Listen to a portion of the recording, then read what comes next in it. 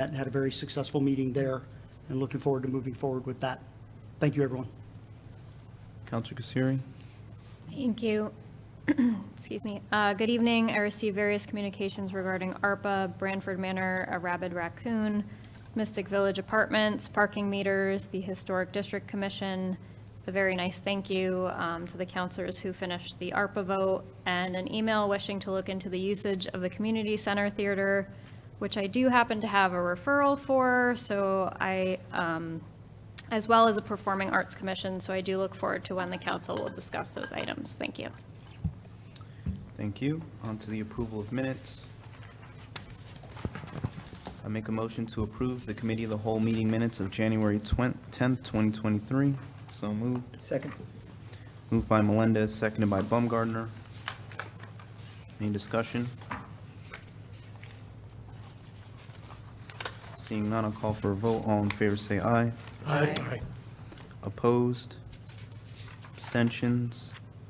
Carries unanimously, 8 in favor, 0 opposed, 0 abstaining. On to new business. Ledge Light Health District Operating Agreement can be found on page 10.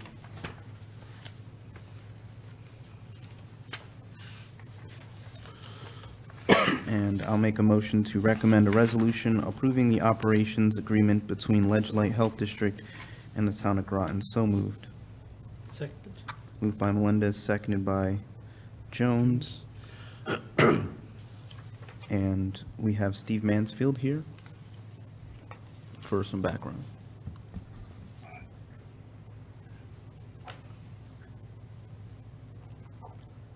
Evening, everyone. I'll just provide a little bit of background on our operations agreement. As I'm sure you're aware, Ledge Light Health District was formed in 1993 when the town and city of Groton decided to form a health district. Since that time, we've expanded to include 11 municipalities, and although we have comprehensive operations agreements in our other communities, we don't have one with either the town. I'm or the sorry, city of Groton. Town Mayor, can you please just let them know that it's a little echoey? Thank you. Yeah, I'm sorry, I'm not sure what I can do about that. Only one location, I don't have two off. Can you hear me okay? It's better than before, but we'll just have to make do. Okay, I also have some notes I can forward to the council if you want to see this in writing. So in short, the operations agreements that are in place in our other municipalities are essentially the same. They clarify the responsibilities of both the municipalities and Ledge Light Health District. I've spoken with both Mayor Hedrick and John Berg and created operations agreements for both the city and the town that closely mirror the ones in place in our other municipalities. That I forwarded them to both Keith and John for consideration. Happy to answer any questions that the council may have. Okay. Thank you. Councilor Bordelon? Thank you. In light of everything going on in Branford Manor, I'd be remiss not to bring up the welfare and well-being of the residents of Groton when coming into any form of agreement with any health districts. I appreciate all the work that you do, but in here, where's the protections for residents that file complaints? You know, I did some reading, and I know there's no statute as of yet, but it looks like state legislative is starting to look at ways to enact legislation to help folks with mold, and I hope that goes and extends to homeowners when purchasing homes, because it is a public health concern. But with that, I do think, from what I've read, Ledge Light can kind of write their own bylaws or charter, so to speak. And I just couldn't help but to think that there could be more help given to the folks of Branford Manor. And in future, there could be another development as people are willing to speak up about that. More apartment buildings and more folks are feeling comfortable coming out and complaining about their deplorable conditions. And so I just hope that somewhere in here, there's strong enough protections that are going to protect them. From what I've read, from all the bylaws that you guys have and everything for Ledge Light Health District, it states in there that you guys kind of enact and create your own rules. So is there a chance that you're going to be rewriting any of these? Maybe kind of a way in light of the changes and ever evolving of, the needs of the community. But as a community speaker and a person who's been down at ground zero, seeing the deplorable conditions, I just want to make sure before I vote on something that the protections of every resident in the town of Groton is protected in this document, especially mold and the conditions when no one else is acting and speaking on their behalf. So if you could speak to that, where in this, or have you made any additions to support the residents of Branford Manor? Thank you. So this operations agreement, that's not the purpose of this operations agreement. Connecticut, for the Connecticut Public Health Code, section 198206, says very clearly that the director of health must follow up on any complaints, any environmental complaints, or complaints of any nature. So that's where our guidance comes from. It doesn't have to do the operations agreements with our municipalities about what our responsibilities are, basically delineates what our responsibilities are and the town of Groton's responsibilities. So our authority and our direction comes from the Connecticut General Statutes and Connecticut Public Health Code. So, in reading this, I mean, it's an agreement that what you're saying, whereas Groton accepts and appoints the, this and general understands that, there's nothing in here protecting the folks of Branford Manor, maybe in a better capacity since we've learned so much from that experience. Because we're binding an agreement with you to protect our residents. Sorry, I didn't hear your question. We're binding in an agreement with you to protect our residents and oversee that. And folks were very concerned about the conditions and the time. City had complaints dating back to 2016 with Mayor, as you stated, Keith Hendrick in the city of Groton, where there was deplorable mold conditions. And at one point, the building inspector there even states in an email that he thinks that, we should probably get the higher ups involved in this. So I'm just making sure the protections are in place, and maybe we should add some other protections in this document.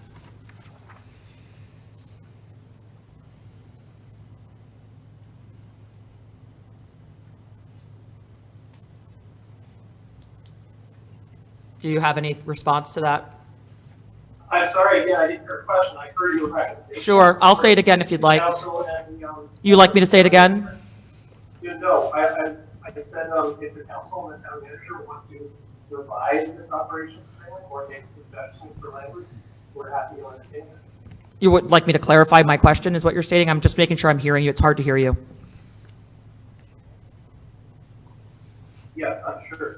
Sure, my question is, in this document that we're agreeing upon for the town of Groton to go in an agreement with you, what protections are in here to make sure the residents of Branford Manor, because they've been complaining since about 2016 to me, the mayor in the city, Keith Hendrick, and directing it towards you and the former building inspector. And so to bind agreement with you, where are those protections going to be to ensure the safety and welfare and well-being of our most vulnerable residents?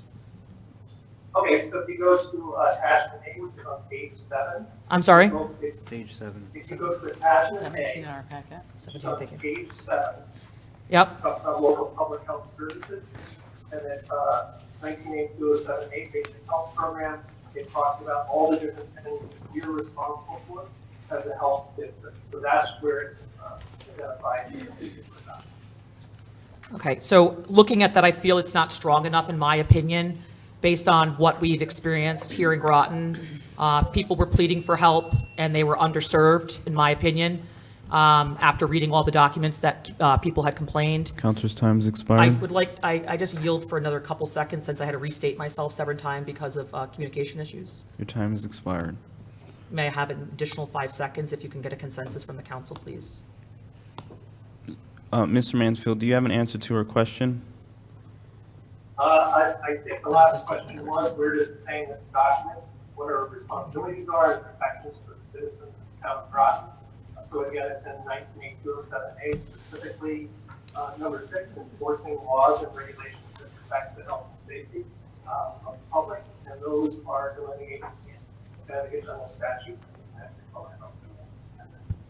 Thank you. Counselor Gasiri? Thank you.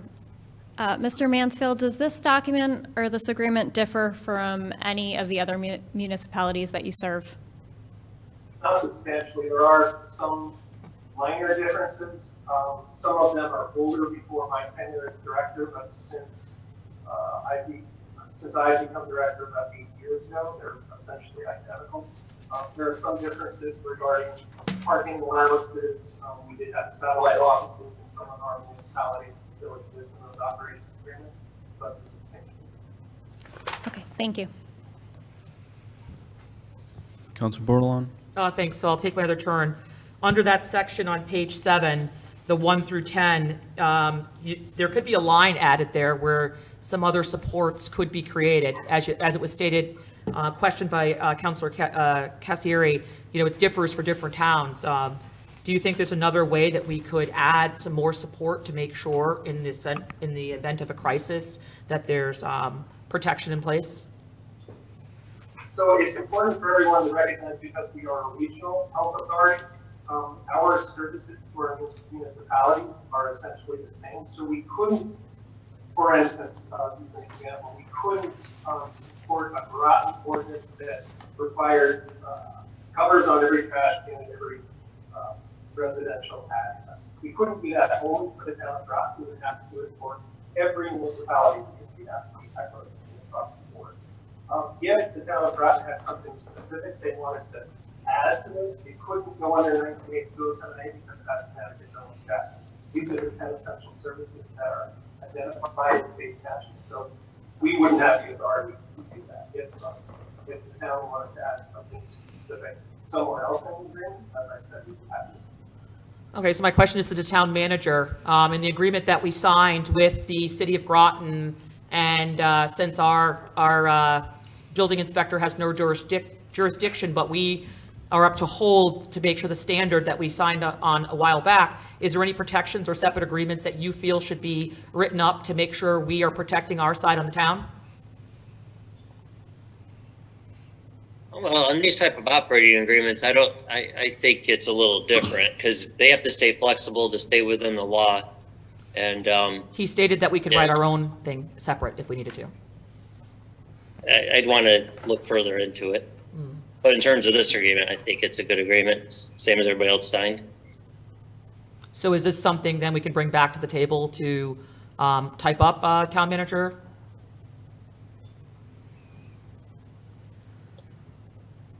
Well, I'm not sure what to type up. So like the ability to require, for example, I've seen in other states, the ability to, where the molding is on the wall, you can have the maintenance pull that off, and so they can inspect behind that for moisture and wetness. Currently, under the way it is, when Ledgelight Health comes out, they're able to look at the walls. If they don't see mold, then there's not much they can do. That does not protect a resident if it's growing behind the walls. In this case, people are getting their apartments painted and no one's able to see. And then what happens is after a resident lives there for an extended period of time, the mold starts to surface. So this would, we could set up something where Ledgelight, could require the maintenance people to pop off the flashing like I would do in my own home, and have somebody inspect. If you had a true mold inspection that you paid for out in town, they actually do drill a hole in the wall, send camera and lights in to look around, and then that wall is then patched later. That's for severe cases of mold. Someone down, I know, on Jupiter Point had to have that done after Hurricane Sandy. So visual mold tests, obviously in the case of Brantford Manor, are not enough. And so that concerns me for the safety and welfare of our community. So if you're saying it cannot be put in this document, how do we get something together that can give us a stronger response so that we're not having to change our whole legislation, which I think is great, but we should have some ability to protect our residents within our own governing, principles. Yeah. Well, first of all, we'd have to get our attorneys involved, but to me, that's something the health board should consider if they wanted to. I think rules should apply throughout all the member communities. So probably something you should make a request to their board. All right. I mean, we can agree to disagree. I don't feel that just because the other towns aren't doing it, there's a lot of things in history that weren't done, and one person spoke up and it was right. We could be the forerunner if we chose to, and we could write up something to give us the ability to have a much more intensive inspection than the process we have. And it's very simple, popping off a flashing, small hole that's put in by the maintenance, and allow the Ledgelight Health District to swab the inside or look inside the wall for molding. I mean, I'm I've not sure exhausted. I'm not sure the law will allow that for us. We'd have to look at it. I'm really not sure we have jurisdiction to do that level of rule. Right. Well, I've exhausted all my things for speaking up on this, on behalf of that, but I would hope that maybe with the new legislation, that we'll hear the right side of things where there won't be a choice, they'll have to be part of this document, so, thank you. Counselor Westervelt? Yes, thank you very much. On page 3, section 4, Article 4, section D, it discusses the Groton Town Attorney or other counsel to represent the district in Groton matters. Is that something that's standard through all of the municipalities that you work with? You're muted. Sorry. Yes, that is standard language, but if you could, again, tell me the specific sections so I can look at it, or page number. Article 4, section D, Is there a page number on that? page 3. Having not done this before, I just want to make sure I'm understanding this correctly and that, Absolutely. Okay, Z, sorry, Groton shall provide. Yes, that language is specific, and it's in, I don't have every all 10 operations in front of me, but it is standard language. It basically says that we're not responsible from a legal perspective for Groton's inaction prior to joining the legislature. And basically, that's come up a few times in my tenure where we've accepted a municipality into the district and there's been ongoing legal action regarding land use matters. Basically, their attorneys, municipalities are responsible for everything associated with that particular activity. And along those same lines, everything that happens after municipality joins legislature is responsibility of legislature. So yes, that is. I know there was a lot said there, and I don't think anybody could really hear what you were saying. Is there some way you could provide us an answer in writing with what you just stated? Sure. If you'd like, I can call on my phone real quick. And, Sure. I think the audio would, I guess, be better. I don't know why we play down my Zooms from this location I'm flying. But if you just give me 1 second, I'll call back in. That's fine for me, thank you.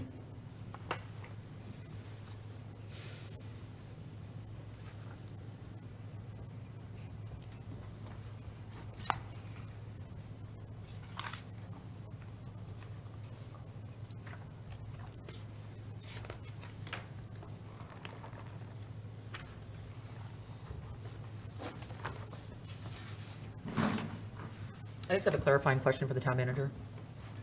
What's your clarifying question? Yes, Town Manager Burt, is it my understanding that Ledge Light is our only company that we can kind of go in agreement with? Is that correct? That is correct. Right, so it's kind of, there's really no other option. All right.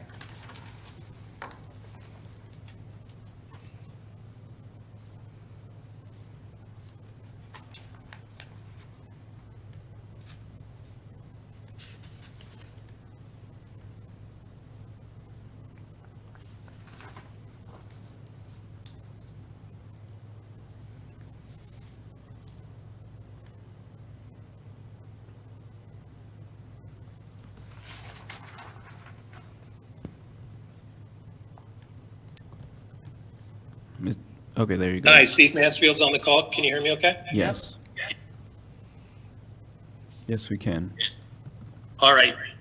Thanks. I apologize for that. I'm going to make sure I close out of the other one so there's no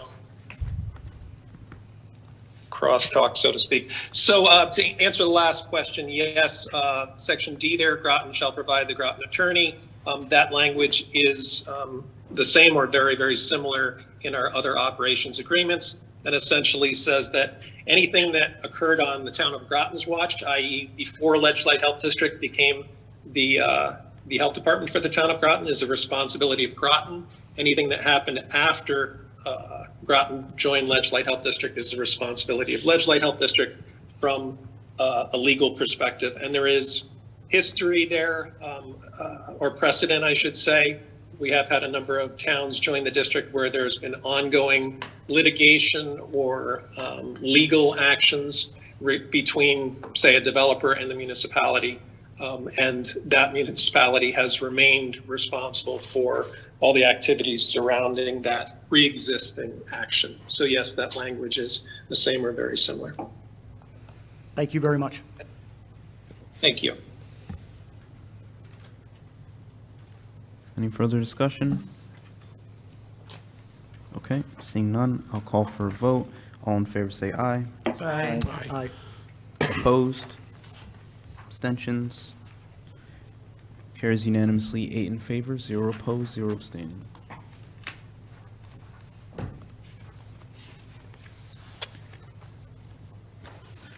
On to the RTM reapportionment, can be found on page 20.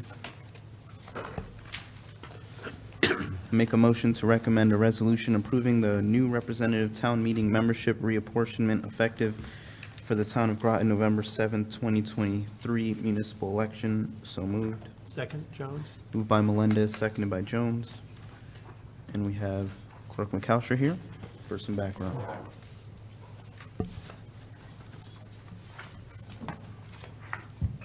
Good evening. So everyone knows by now, since you're well into your term of office, that the charter prescribes certain, dictates certain moves and measures. One of them being the reapportionment of the RTM after specific functions such as changing your voting districts, or in this case, it was the census that prompted changing voting districts for the state representative, House 40 and 41.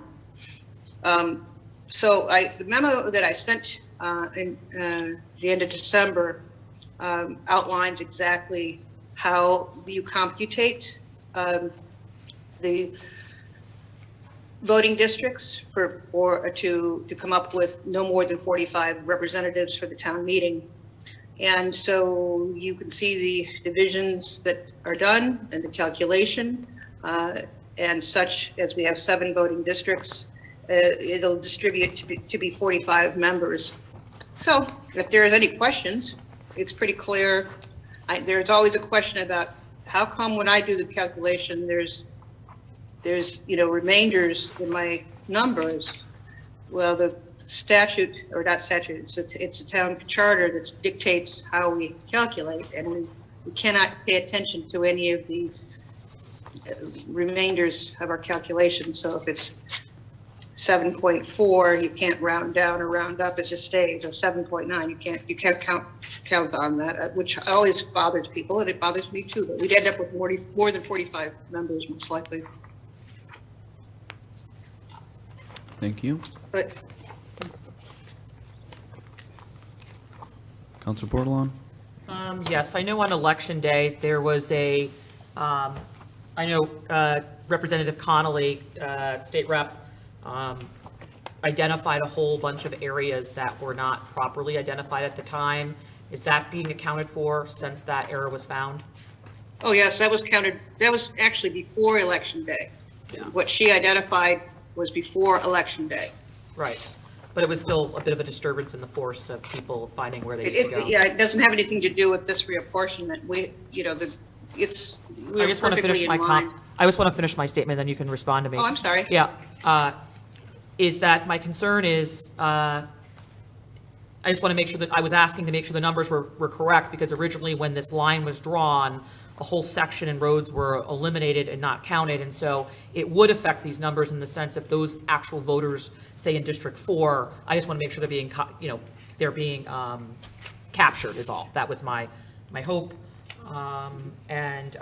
Could you just double verify so this would be moving from 42 to 45? It's actually, we have 41 members currently, 41 members. We have 2 vacancies, but we have 41 members. And it would go to 45. We're not allowed to have more than 45. And the way the calculation is set up, you can't get to more than 45. Okay. Did anyone look at this map in detail?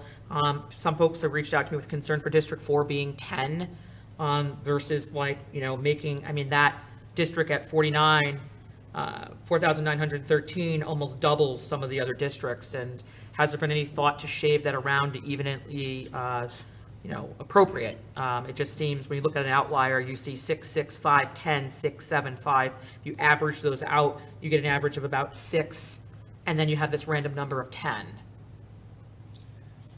Yep, you're identifying something that is well beyond my jurisdiction. My office does not calculate, I don't set boundaries for voting districts. That's the town council's job or the state legislature's job. I know what you're concerned with. That was dealt with before the election last November, and these numbers are correct. As of election day, I use the election day numbers because I can't, if you keep checking every day, you're going to get different numbers. 23 people move out or 16 people move in. It changes the voter registration all the time. So you got to pick a date, and I designate the election day. So we could have done it last, but we didn't. It took forever to get this correct, and I'm glad we have it correct. But it is correct. It was correct before the election. No one went to the wrong voting district, thank goodness. So my question is, if we don't vote this in, then what? If we want to send it back and question District 4? There's no question for the numbers that I have here. If the town council, you should adopt this. My recommendation is for you to adopt this. And if you want to discuss making voting districts different, setting them up different, you can't go against what the state house lines are. But you could make less districts. You could say we're going to have 4 districts or have 9 districts. If you want to discuss that, that's a different issue altogether. Okay, so there's no jurisdiction for the town council to kind of revisit this and shave off a piece of 4 and maybe move it into, say, 3 or 1 or 2. You could do that, but not this. I'm asking you to approve this now, and then you can do something later if you want to. And I'm just asking how that would look. How would one go about that? That's a referral that you would do, whole different measure than this. So we need to do a referral and then create a change. Just for discussion. You may not be, there may not be anything for you to do that would be all around good. You have to, I don't want to discuss what could happen or couldn't happen. What I want to discuss is the calculation that's here now, which is in line with what we're prescribed to do. And if you approve this tonight and the council approves it, then you can, discuss if you want to have a different line set up for your voting districts. We used to have 9 districts. We have 7 now. We went from 8 to 9 and 9 to 8, and 8 to 7. So, it's not unusual to change things, but it does, it does create a whole different set of circumstances when you have more voting districts. All right, thank you for that clarification. I was just asking to seek information and understanding, obviously not changing anything from the state, but seeing what in the town's control of the council, if we wanted to pull some of District 4 into 3 or 2 or 1 to make those numbers a little bit more round, but if there's, that's a whole nother thing, and I appreciate your clarification on that. Thank you. Yep. Council Baumgartner? Thank you, Mr. Mayor. Just a few questions. I was comparing the RTM apportionment from 2 years ago, and it looks like for each district, so in District 1, it would be a net loss of 1 seat. District 2, a net gain of 2 seats. District 3, a net loss of 1 seat.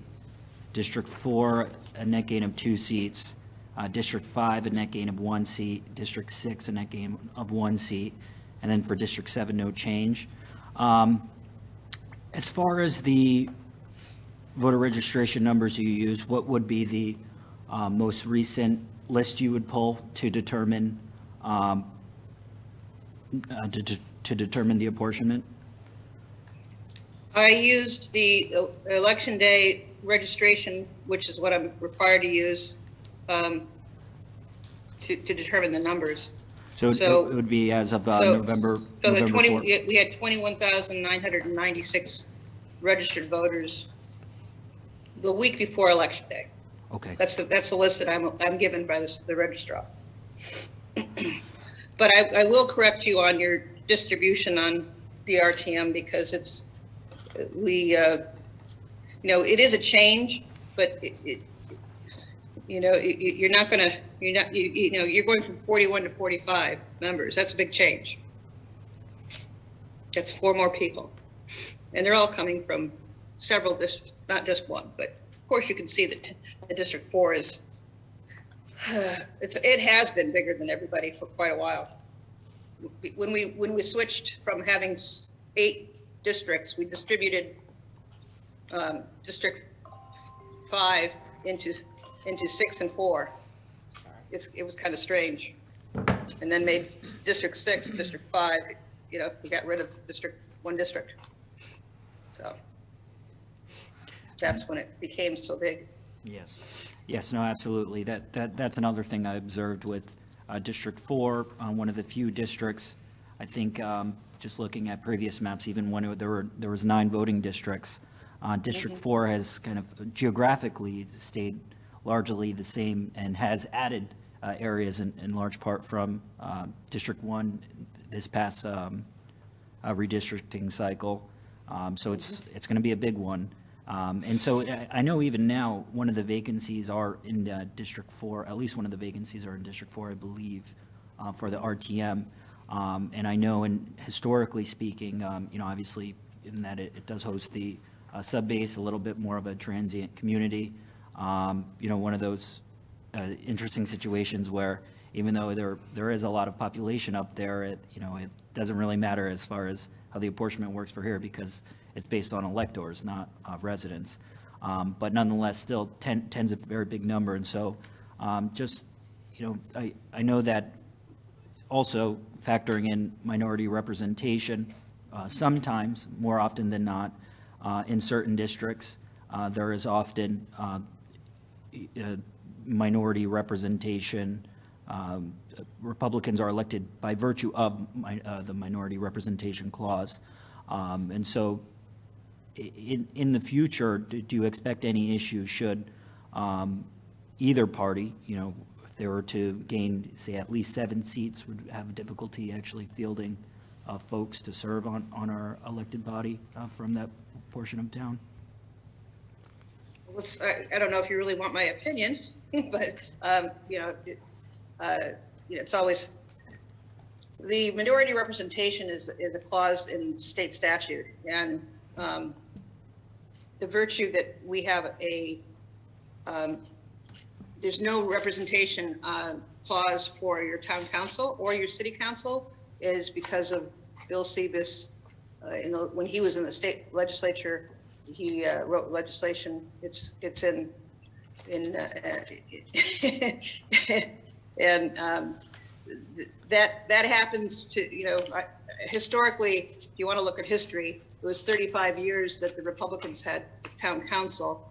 And if there had been minority representation, you would have had more than 1 or 2 of the opposing party on. When you only have 1, it's not very easy to get a second to your motion, you see? So as far as what candidates are found, more people understand the virtue and need, the virtue of serving, which is, it's really a remarkable feeling. I've been on the RTM. I had served six terms. It's a matter of people have to understand that our whole town is run by volunteers, not just our government. Our whole town is run by volunteers. So we need people that have a little bit of time. The RTM is 1 meeting a month, maybe, but at least you can at least count on 6 meetings a year, and maybe a few committee meetings. So it is a little time out of your life, but it's certainly worth it. So you have to talk it up. It's a great body to serve on. It's the most powerful body in the town. All right. Thank you, Madam Clerk. Thank you. Council Franco? Did you say that the lines would have to still be there for like the state line where it's developed to the black line that goes across, but for the state representatives? That Yes. you cannot mix the top and bottom, basically for the RTM. Right, that and correct? you can't mess up the city line either. Right. So if we potentially, the boundaries north of the, that black line, maybe potentially between District 5 and 4, if there was a potential to put another district in there, how would that affect voting? We would have to have another polling place, is that correct? Yes, yes. If we go back to 8 districts, you would reverse what it was done, what was it, 6 years ago? I think, was that when we changed it? 8 years ago? Couldn't be 8 years ago. Time flies when you're having fun. Yes, you go back to having 8 districts, and that's entirely how it was district, well, yeah, you can distribute it a little better than it was originally, because District 5 was tiny. District 6, which is now District 5. No, the other way around. How did it go? Well, I don't have the But map either in front of way, me, of it's course, but basically anyway, between it is District exactly 4 what and it is. 5 is the Yeah, you situation. could just, right. And while I will be voting for this tonight, I would have no issue with this becoming a referral and coming to our council for discussion. Thank you. Counselor Bordelon? Be happy, I would be Thank happy you. to write up a memo with suggestions. So yeah, to Counselor Franco's point, what I'm looking at is obviously we can't move that dark line, and we can't move the dotted line which separates 3 from 4, which creates 2 that runs down the middle here of 1. But maybe there's a way by moving, I don't know, several neighborhoods into 5, and it could lower the number for District 4 and increase a little bit for 5, maybe to kind of level the field a little bit. I guess what the most shocking to me is the fact that we have over 40-something thousand people that live in the town of Groton, and yet only 21,996 are registered to vote. And if that doesn't speak volumes, I don't know what does. So only barely 50% of our population. But as Well, a volunteer municipal, I'm sorry, can I just finish? And No, then you can let me, can I just finish and then you can add after? Yeah. If this is the number that's registered, you know, the concern is that we represent even the non-registered voters if they have a concern or a complaint or a need, or they're working on their immigration status, or maybe they've had a felony in the past and are working to get their voting rights back. They deserve to still be represented in the town, and we're doing that.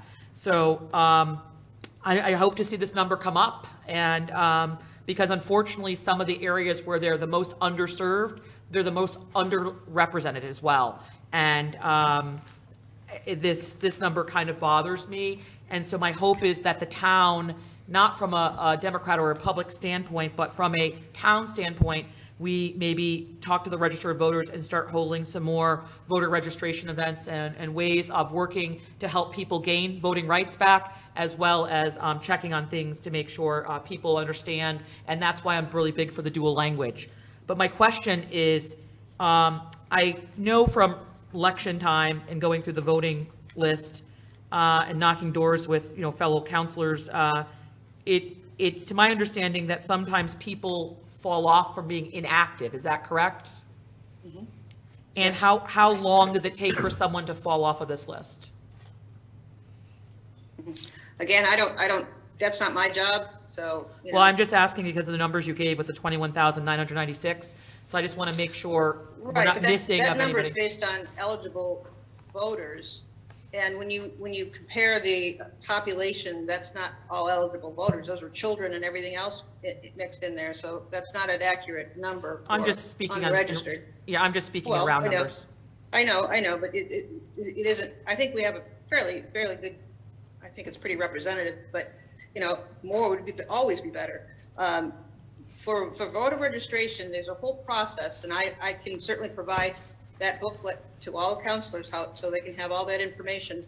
There's a whole line that they have to go through of registered mail to the home. So they have a canvass that they do, and it's not the entire town every year. It's random, and they don't pick it. It's the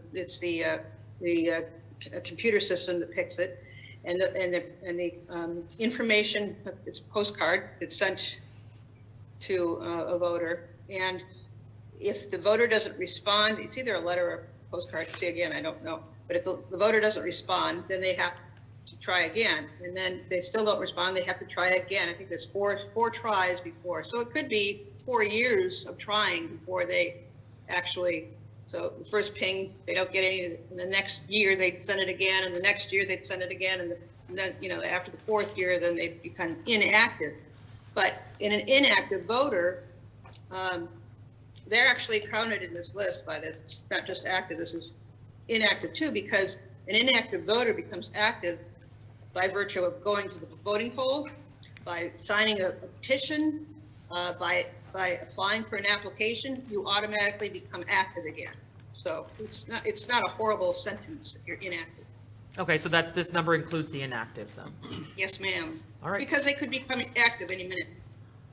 All right, well, thank you for your information. Any further discussion? Okay, seeing none, I'll call for a vote. All in favor, say aye. Aye. Aye. Oh, Counselor Parker has joined us. It's 7:22. Opposed? Abstentions? Carries unanimously, 9 in favor, 0 opposed, 0 abstaining. Thank you. You're welcome. On to Complete Streets Advisory Committee, can be found on page 22. Mayor, before there's a motion, could I say something? Sure. If you recall, when the council last took this up, there was a motion on the table, there was a interest in more information, and so there was no motion to postpone done, so I'm thinking that that motion essentially died, and you should probably start with whatever motion you want, probably the recommended amended motion, which will really just be a motion. But that's just what I'm thinking on that, Okay, so there's no motion on the floor. right? Okay. Thank you. Mr. Mayor, I'd like to make a motion. Sure. I'll make a motion to recommend a resolution to have 5 ex officio non-voting members, these members being the town manager or their designee, the public works director or their designee, the police chief or their designee, the Parks and Recreation director or their designee, and planning and development director or their designee, and 5 at-large voting members, 3 general at-large members, 1 representative of Ledge Light Health District, and 1 member representing a bicycle and pedestrian advisory organization. Initial member appointments would be staggered with 1 and 2 year appointments, followed by 2-year appointments thereafter with terms ended on December 31st. So moved. Second, Bordelon? Moved by Baumgartner, seconded by Bordelon. Any discussion? I just wanted to add that I did reach out to task force members as requested by the council. Almost all of them responded. Everyone who responded was in the positive, that they agreed with this. No one said anything negative. Thank you. Counselor Baumgartner? Yes, I would note that the amended motion does include some of the feedback provided at our previous council meeting from counselors regarding the issue of terms. It was mentioned by a counselor, I can't recall who, that they preferred having staggered terms as opposed to everybody being reappointed all at once their term expired after 2 years. And so that this motion addresses those issues by dividing the appointment dates and into two pots. So year one, first year, they would be 1-year terms, and then, or for the members, half of them would be 1-year terms, the other half would be 2-year terms. As far as the other issue, there was, I believe, a comment made by a counselor regarding one of the voting members being part of, or having a prerequisite of public health experience. And so that was largely done to allow for a membership representation from Ledge Light Health District, who participated in the Complete Streets Advisory Committee. So this would just reserve a place for them as this is part of their their mission, their plan, as Councilor Bordelon mentioned earlier, the desire to have legislate involved in things just outside of their, regular set of duties. And this is an example of an area where they've participated on their own. Obviously, it does align with their mission, promoting public health, promoting mobility, allowing folks to get, supporting people getting around their community by utilizing bicycles, which is obviously good for physical health as well. So they've been active participants, in particular, Cindy Berry, who is also a Groton resident, who would like to continue serving, who is a representative of Ledge-Lite Health District to that commission. And lastly, there is still a member representing the Bicycle and Pedestrian Advocacy Organization, so that would be in effect by Groton, or really, quite frankly, other bicycle or pedestrian organizations that could hypothetically exist in Groton as well. So, this has been a work in progress. Obviously, this council already approved our Complete Streets Advisory Committee, and the language, enabling the language for the group. So all that this body needs to do is formally establish the provisions of the membership. Thank you. Thank you. Counselor Bordelon? Thank you. No, I think that's nicely done. It's unfortunate that we had to come back to the table on it. I thought, it was more ready to move at the other meeting, and I applaud Counselor Baumgartner on his due diligence and patience to try to get this forward. With that, I know that we hired a resilience and sustainability person, and I think with the public health and the streets and accessibility, it might be interesting to possibly add them onto this. I just want to speak through you, Mayor, to Counselor Baumgartner, of his thoughts of adding the resiliency and sustainability folk that we hired to be part of this. Well, I can answer this question. The town manager, Specifically wanted anyone, any staff members to be his designees, so not to be Just- count. Yes? Just add on, there is already a public works spot, so where appropriate, Greg can have the resilience, or, there's not a planning, is there? It'd be planning. We want Greg. Yeah, sorry. I'm giving Greg everything. But we'll bring whatever staff we need to generally for whatever the issue is.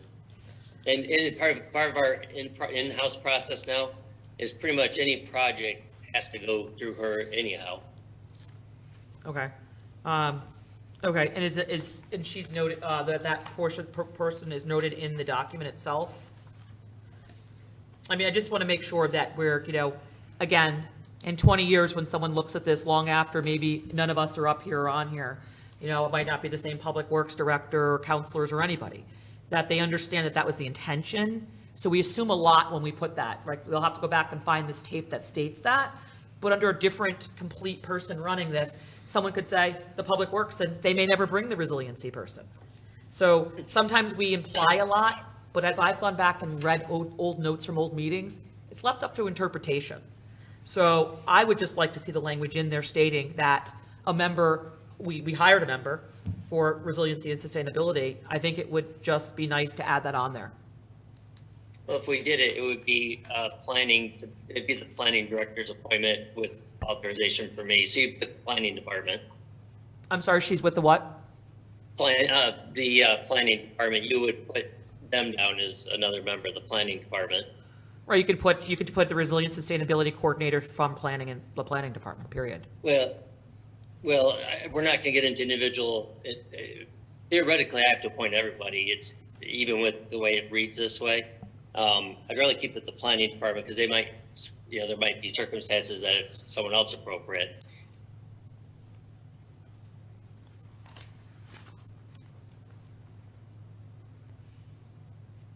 So you're saying it would be the planning department? Yes, because she's under that. It would be just like we have the public works on there, et cetera. So let me see, what do we have on there now? Let's see. I mean, I don't think we need everyone from planning department. I think if it stated resilient sustainability from the planning department, if they had to have the word. Oh, it's already in there, planning and development director in terms of their designee. And I don't think we want more than one from a department at one time. So again, the council can't call out an individual that's staff to me. It has to be my decision. So the planning department would cover that. If you feel that it does, I just wanted it on the record, and no one was asking you to, enforce a decision. It's just a mere suggestion from the council to you directly, which we have the privy to do, and ask you to consider, thinking and making sure that resilience and sustainability person is there when looking at complete streets, because we're looking at flood zones and areas, and, just making sure we're, using all the tools we have, before us, since we just hired this person. Yeah, That was my mere ask. I certainly agree. Yeah. And, All right. and Thank I'm you. sure John will have, Director Reiner will have her at the meetings. All right, thank you. Thank you. Counselor Gasiri? Thank you, Mr. Mayor. Mr. Burt, there appear to be conversations going back and forth in email as recent as last week. Are there any more communication from the members of this task force more recent than that? No, though some of them just sent I believe their replies to just me. I heard back from almost everybody and they were all positive. But nothing, I haven't received anything new since before this packet came out. So probably early last week. Okay, thank you. And just to clarify, I think one of the reasons I wanted this looked at again is to make sure that members of this task force had a say in who ended up in this committee as they did all the work on it. There did appear to be some opposition to the Legislate Health District representation. Was it the majority position to have that representation, Mr. Burt? Yes, by far. Okay, thank you. Point of information. What's your point of information? I just wanted to clarify what emails we're referring to. I might have missed one or something as to what conversation was going on about this, and what opposition from Legislate Health District, where was that coming from? I'm not sure. I had sent an email, and I believe all counselors were copied on it. I sent an email to the task force members asking, running the motion by them, and then it got altered at the request of Legislate to have them have a spot, because they actually get grant dollars to work on complete streets. That's part of their actual functions right now, is to do that. One person, only one person said anything about it. I wouldn't say it was against. I think they were just kicking around ideas, and maybe, I forget exactly what it was. I believe that was off the, I'm trying to think, is Frank Bone on the, I think it was one of the Resilience Committee members, if I remember correctly, but I would not characterize it as against. Oh, okay. I just want to clarify. Could you Yeah. resend that email when you find it, just so I can refresh my memory on that? Seems like a while ago. Maybe I have it, or if you have a date, I can find it. Yeah, I'll resend it. Thank you. Any further discussion? Okay, seeing none, I'll call for a vote. All in favor say aye. Aye. Opposed? Abstentions? Carries unanimously, 9 in favor, 0 opposed, 0 abstaining. All right, on to a Groton Long Point Bridge DMS program, can be found on page 30.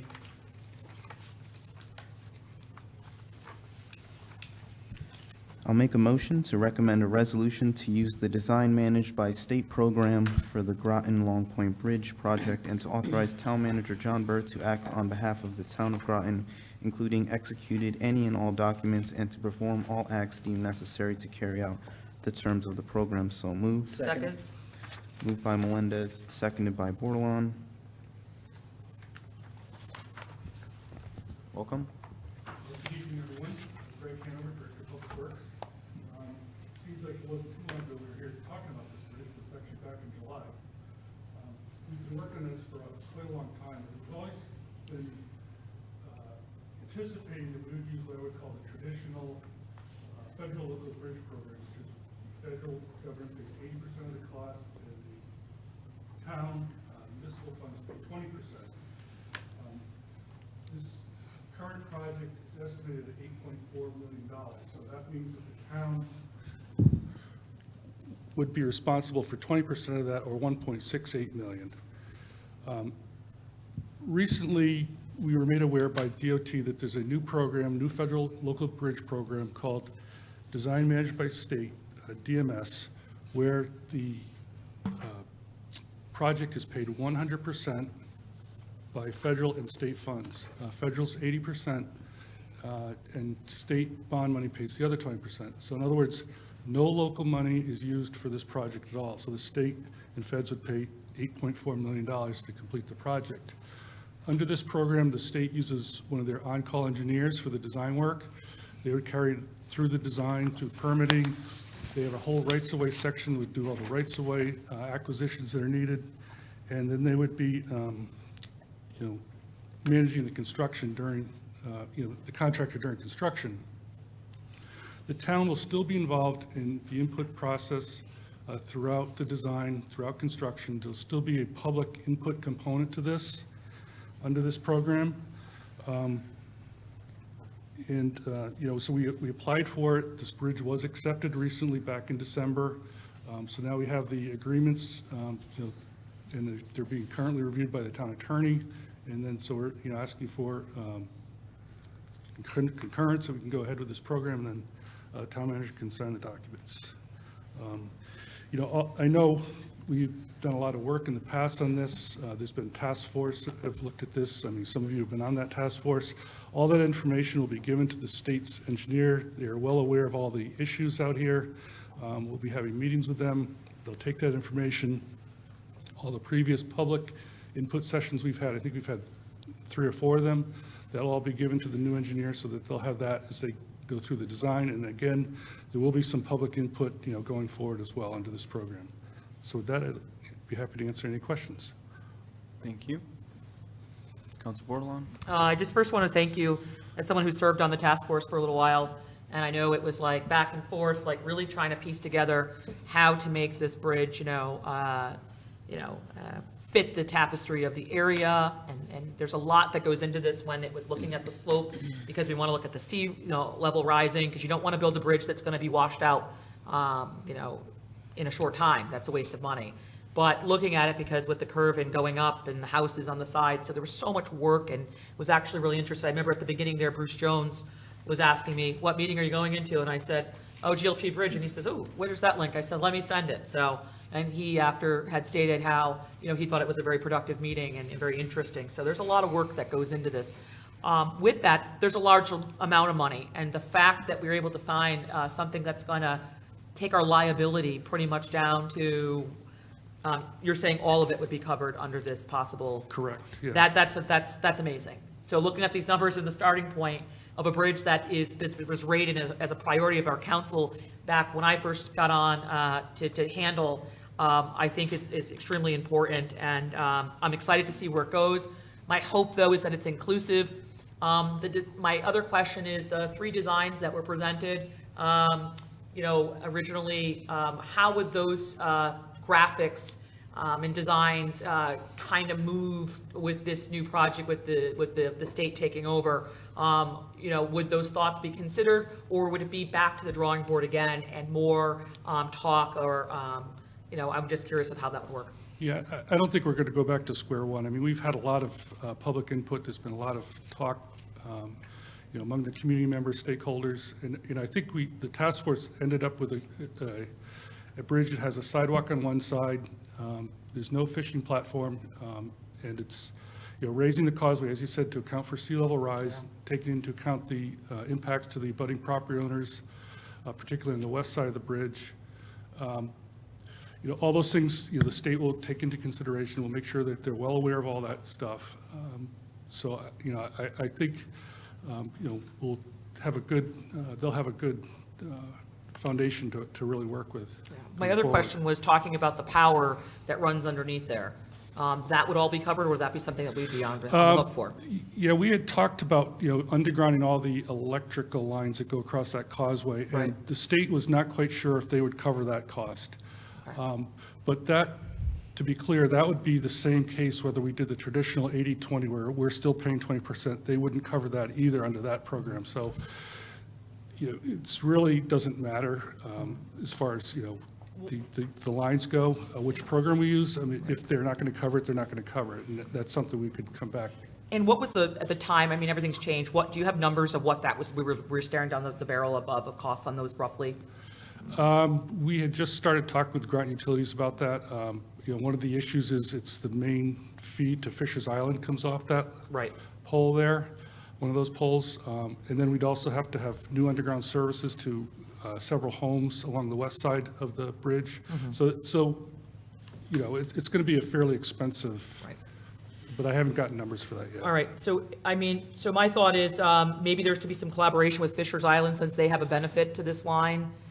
We should probably, is there any way that we've done any negotiation, talk to them at all? We have not, no. Okay, so I would ask, or if I have to make a referral, that we start those negotiations now. I don't want to wait. I don't want to wait until the state says, here's the money, and we're going, oh, wait, we haven't done the study yet. Let's talk to Fisher's Island, let them know, we're about to redo this bridge, we got your line on here, what are you guys going to do to help?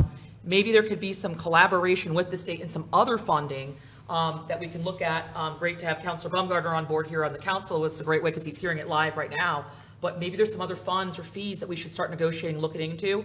And I encourage, if, through John, speaking to John Burt, I encourage the town to move forward with a plan right away and start looking at those costs so we can start budgeting for it or asking for any funding and help. There must be some type of funding or grants out there that we can maybe apply for, separate from the bridge, but under power utilization. Also, maybe something in collaboration, because Fisher's Island needs that power, and I'm sure there's got to be some type of way that they have some grants that they can apply for to maybe help ease us on this end. I'm not sure, I'm just brainstorming, but I'm excited. Thank you, Greg, for this opportunity. And now we move towards, I think our number should be, how are we paying for the power? And the negotiation of the wire. So thank you for that. Mayor, can I ask a quick question? Sure. But more for the public than anything else, because not everybody sees our packets. Greg, am I correct that this would save us approximately 1.7 million that we would have to pay? Is that what it was? Yes, that's correct. That's correct. Okay, I just wanted that more for the public to know that. Thank you. Counselor Jones? Thank you, Mr. Mayor, and thank you, Mr. Hanover, for doing all this. I just really have two questions. One is, are you comfortable with this process and being able to give input and such to this project? Very much so. It's a similar process to kind of what we use for the Crystal Lake Road reconstruction. We went through the design portion of that. We ended up, that was paid 80% federal, 10% state, 10% town. But the state ended up taking over the rights-of-way acquisition and construction, and they are experts at that. I mean, they have a whole right-of-way section. That's all they do, and they get things done quickly. And, it takes a lot of burden off myself and our staff. So I'm very comfortable with this process. And the second question is, in this program, do you have the ability to say no to something? If you don't like what they're doing, do they supersede you, or can you say no on something? I mean, they have to design it to meet all the federal regulations. If we ask for a purple bridge, they may say no. If they say you're getting a pink bridge, can we say no? I don't, I mean, I guess we'll fight those battles when we get there. All right. But you're comfortable enough with the Yeah. program to Yeah. kind of do it? Okay. Yep. All right. Thank you. Thank you. Counselor Baumgartner? Yes, as a former member of the task force with Council Bordelon that reviewed the preliminary designs for this bridge, personally witnessed certainly your dedication to seeing through the project to its completion. So just want to commend you, Director Hanover, for your continued efforts to get this project off the ground. Obviously, it's going to be a very expensive undertaking, but by participating in the design managed by state program, obviously a significant savings the town will be receiving, and I think a little bit of a reduced logistical headache, if you will, dealing with some of the back-end issues, as you mentioned, right-of-ways and utility issues. It's my understanding that the DB teams, design-build teams, does the coordinations with utilities as well? Yeah, they'll have to all coordinate with Groton Utilities, throughout the project. And I understand that the feed even though, for example, so where the electricity is coming from, it's always a little complicated in Groton, but Groton Utilities does provide electricity to Groton Long Point, whereas knowing, for example, the other side of the bridge, it's not serviced by Groton Utilities. Correct. I think that's right at the dividing line. It's pretty close to there, yes. So it is Groton Utilities that we're working with. And you mentioned something about Fisher's Island. Actually, this is the first I'm hearing of that. Will there be any additional coordination outside of what you just shared? Just kind of looking to clarify what you meant by that. Well, the electrical feed to Fisher's Island comes off of the pole line there. It goes, into a underwater cable out to the island. Wow. So there will be some, planned outages, if we do go underground with those wires to Fisher's Island. So there'll be obviously some coordination needed for that. Okay. Excellent. And as far as this program, it seems like a newer system from some of my, or a newer program, according to my research. It hasn't been, the program was launched more recently as with respect to, I know obviously the state, federal government have bridge programs where they've paid the lion's share of the capital costs, but is this a kind of a new program that DOT launched in more recent years? I think it's more recent. I couldn't say exactly when they launched it. And I'd be curious what their compliance or as far as incorporating complete streets principles for, some of these projects. I'd love to ensure that is being done. So we'll certainly do my part, and the advocacy side, certainly with DOT, to inquire as to how they incorporate complete streets principles. But as you mentioned, the proposal to include a sidewalk on one side of the road and on both sides of the road, protected bike lanes, which I think is great. Anytime I'm driving down to Esker Point, whether it's, to Groton Long Point, the Fishermen, easily will pass by 4 or 5 cyclists. So it will undoubtedly be used by local residents. And again, just want to thank you for all your work on this. Thank you. Councilor Kassiri? Thank you. Director Hanover, just out of sheer curiosity, will sidewalk requirements be a part of these federal regulations? Do you have any idea? Will it be required? I don't know if it'll be required. I mean, certainly, the town having a complete streets policy helps. The state likes to see that, and they'll say, okay, you have this policy now that we can actually require sidewalks as part of the project. We told them about the sidewalks, and they're, on board with it. The people I've talked to so far, as far as putting them in as part of this project. Okay, great. I just wasn't sure if that would fall under the federal requirements for it, but thank you. Councilor Franco? Thank you. Oh, go ahead. No, I'll wait. Go ahead. Councilor McBride? Okay, thank you. Great news on this, getting 100% is always better than 80%, and well done on the savings. I do have a couple questions and concerns that I brought up back in July that I just want to bring forward again to make sure they have been addressed. Have the property owners, the adjacent property owners, or 5 or 6, been discussed with, and do they know the details of this plan? No, there's been no discussion with any property owners as of yet. Okay, can we maybe move that to a higher priority? The reason I'm concerned is I think I recall the slope was like 15% for 1 or 2 of those property owners, and if you go down from the top of Fort Hill from Fitch, that slope is 7%. So I'm very concerned that there's going to be community action or legal action with those property owners. So I think we should get them involved as soon as we can. Because I think to bring it at the end is not going to be a good thing. I also wanted to ask if there's been any discussion with the Groton Long Point Association on this. On the program itself or on? In terms of their involvement. In July, they were at the meeting. They had information that they were prepared to talk about and discuss, but my understanding is they have not been able to. So I wanted to, and the reason I'm bringing this up is they firmly believe they own that road. And I know our attorneys state that that's not true, but I have information that I received when I was involved.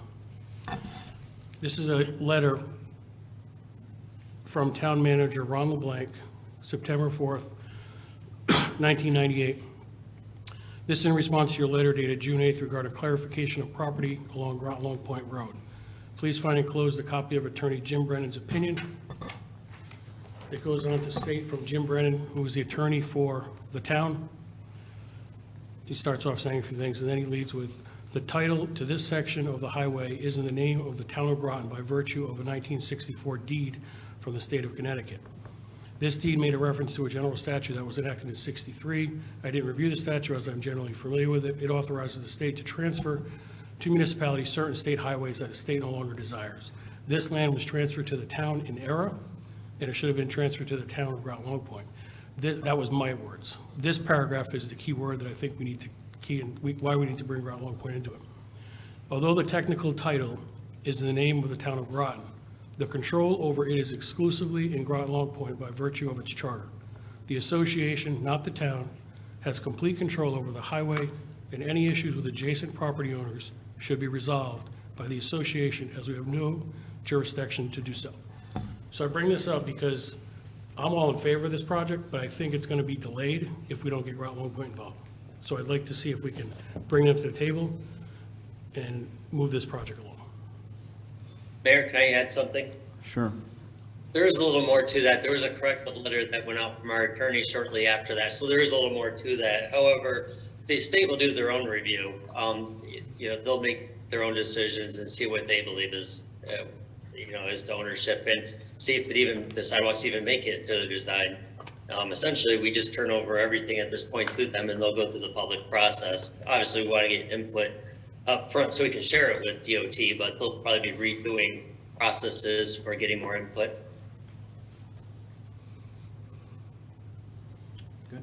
Good, thanks. Council Franco? Thank you. So we heard a lot of positive items on this contract. Can you tell me, are there any things you would be concerned about or that you would be leery of that you've read in this contract? No, absolutely. To be honest with you, I've been thinking about that. Is there anything that's going to catch us here? And I don't see anything. I mean, I've talked to them about the schedule. It's still the same schedule. We're still looking at construction in 25, 26 timeframe, and that was with, the project as we had it. So I really don't see any pitfalls or negative. All right, and then, so the state and the feds will help pay for this, and they'll help the town put it out to bid. Is that what I read? Well, the town will actually bid it. We'll bid it and hold the contract to the contractor, the way these programs work. But the state will, they'll administer the contract during construction. They'll do, all the inspections and payment applications and things of that sort. All right, and because this is paid for by state and federal funding, then it would all be required to use union jobs. Is that correct? Union workers? There wouldn't be necessarily union, but there'd be prevailing wages required. Prevailing wage, it wouldn't, so I thought the state would have union. It's prevailing wage, though. Just Is that prevailing correct? wage, yeah. Is that what you're saying? Yep. And also, what happens if there are cost overrides and it comes in much higher than expected? Then, the state would have to, or the feds would have to pick up that difference. So they would be responsible for the Yeah. overages? Yep. And what happens if there was some type of, they get in there and there's a much more bigger issue than what they foresaw? I know there's engineers there, but you're having two pieces of land to have the bridge, and what if, I don't know a lot about how this all works, but what if they found erosion issues and they had to do more engineering and more, building walls or something like that, a lot more than what they originally thought because they got into it? What, they would also cover all that as well? Yeah, it essentially becomes their project. Okay. With our input after this.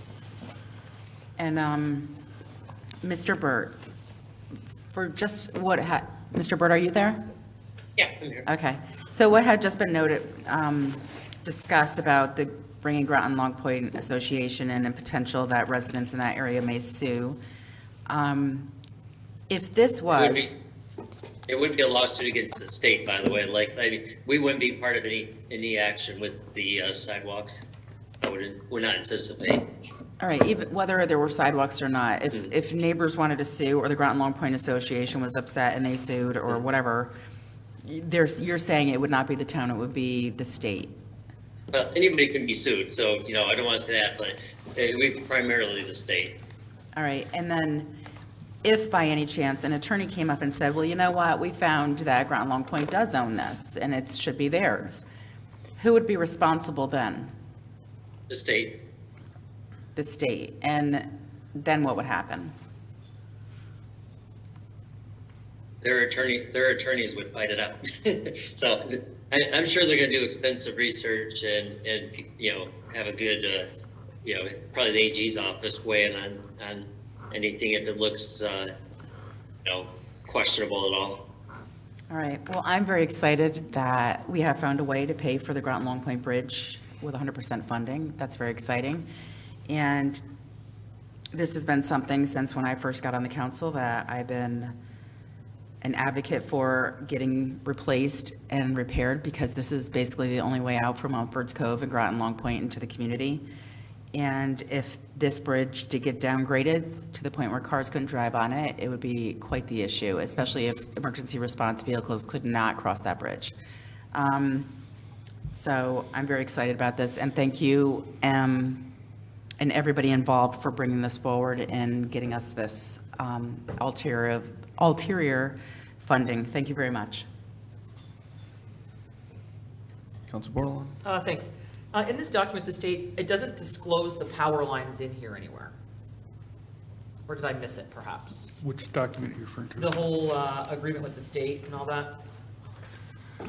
It doesn't get into specifics of the design. I just want to disclose that the lines are there. Are they aware the lines are there? Oh, yeah. Yeah, they are. So as I stated before, I think, you know, and I remember bringing this up, that's why I knew about the Fisher's Island line, and is that, yes, we need to get active on that now. We should be knowing what that's going to cost us now and how we're going to negotiate that and seek funding for that. I also do remember being part of the group where I did bring up the concern of the neighbors down below as I spoke at the beginning, and I talked about the pitch and those houses that were down below, and saying, you know, we need to get people involved earlier. And so I do align my marks with Councilor McBride in the sense that we've made negotiation deals with the state in the past, and we saw where those have ended. We believed that the state was going to do their due diligence. We saw where that ended. I asked that we start now doing the work, since we've been at this for a while, and having those communications and having fair discussion ahead of time.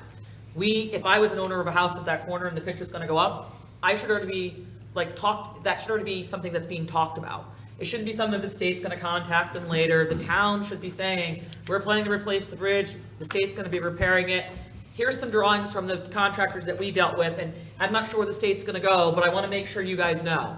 That's one of the things about the Property Reuse Committee. Unfortunately, it doesn't cover bridges, but maybe we should add it. It is a thing where Groton can do better with bringing everybody around the table. This is no discredit to Greg Hanover or any town staff in particular. I bring up the suggestions and they go nowhere. I brought it up for Colchester, and I'm already hearing the backlash of how does it already designed for there and no one else has been able to talk about it yet.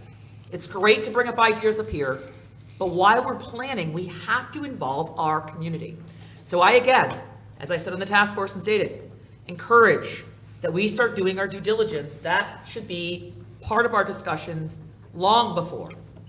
So that we're not standing here holding the bag later going, well, you know, and they're suing us and now the bridge is on hold. And, you know, we need to do more of that work in collaboration and community outreach at an earlier point. And getting a hold of Fisher's Island and nailing down that power line and figuring out that collaboration. So I'm a little nervous, and it doesn't talk anything about in here. What if we don't get the funding for the wires? It's not in here. So I'm concerned when we go into an agreement with the state. So my question is to the town manager. Have the attorneys looked this over? Do they understand the concern with the power lines and the GLP and everything else? Because again, I'm concerned about agreeing to something. Great to have the money. Everyone is so excited about, you know, the Mystic Oral School. We're gonna have a pool. We're gonna have this. We're gonna have a Pratt building. Oh, Council Bordelon. Point of order. You know, I just encourage that the work has been done, and I trust, you say, don't judge staff and don't question staff, but that's what I'm up here to do, is to Counselor's question. time has Thank you, expired. to question, to make sure the staff's work is being done, and that we as a Counselor's time council are has agreeing to expired. a fair and equitable document.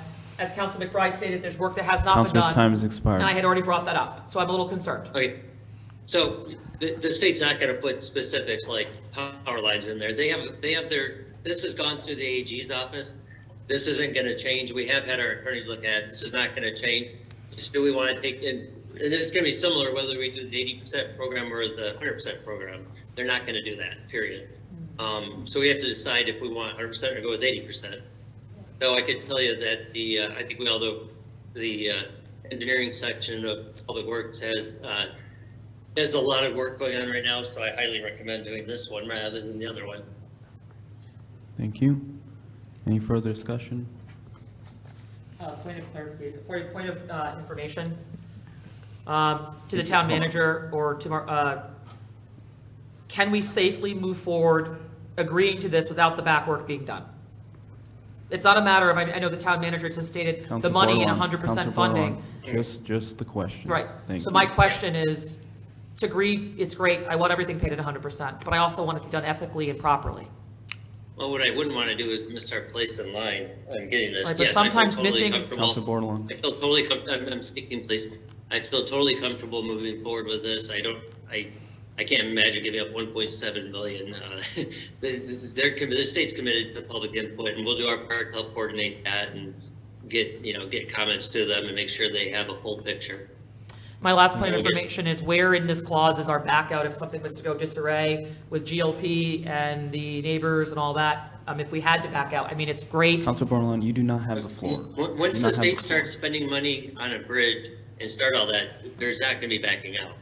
We're not able to. You do not have the floor. Thank And you. whether it's, whichever, yeah. We did, unless we want to pay everything back, but yeah, that's not really an option. Is there any further discussion? Okay. Seeing, Just very quickly, sure. Counselor Franco? how many public meetings did we have? I believe it was 3. You had 3 public meetings. It was in the newspaper. I mean, I've seen articles written on this. Yeah. Um, All the task force meetings were recorded and people watched those. And I know, I did get comments from some of the property owners, that had watched those meetings, had questions, which we answered. And is it typical that the town, when we do a project, do we actually notify the neighbors right there? Do we send letters, like if you're doing Typically, road construction? once or- we know what we're doing, we will. Okay, I don't want to go out there and just say, well, we're putting a bridge in, and they start asking questions, and I don't have answers to give them. right. But yeah, we always, anytime we have even a paving project and stuff, we'll send out letters, just notifying people what's going on.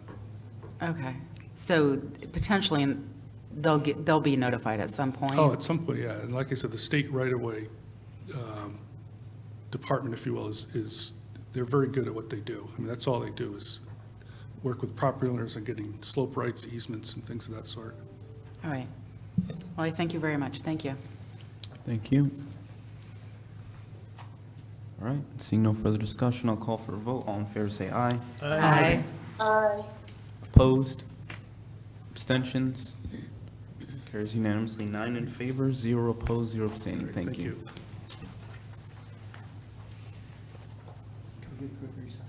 Sure. 10-minute recess. We'll be back at 8:15.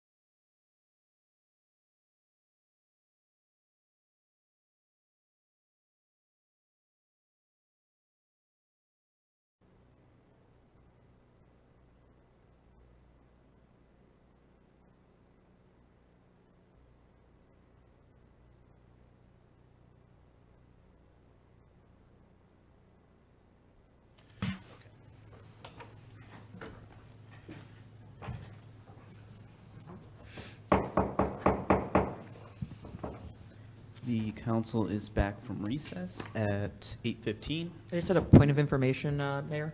I just wanted to ask the town manager to send, if he has that document that Councilor McBride referenced, that he had correspondence with the, from 1998, if you have that. Town manager. John, are you there? He may Maybe not we be should back from It break. says his staff is talking. Something wrong. Sorry about that. I had an issue with my computer for a second there. Yeah, I will send that out to everyone. All right, perfect, thank you. Thank you. Okay, on to Connecticut Deep Pura Public Education and Governmental Programming and Education Technology Grant.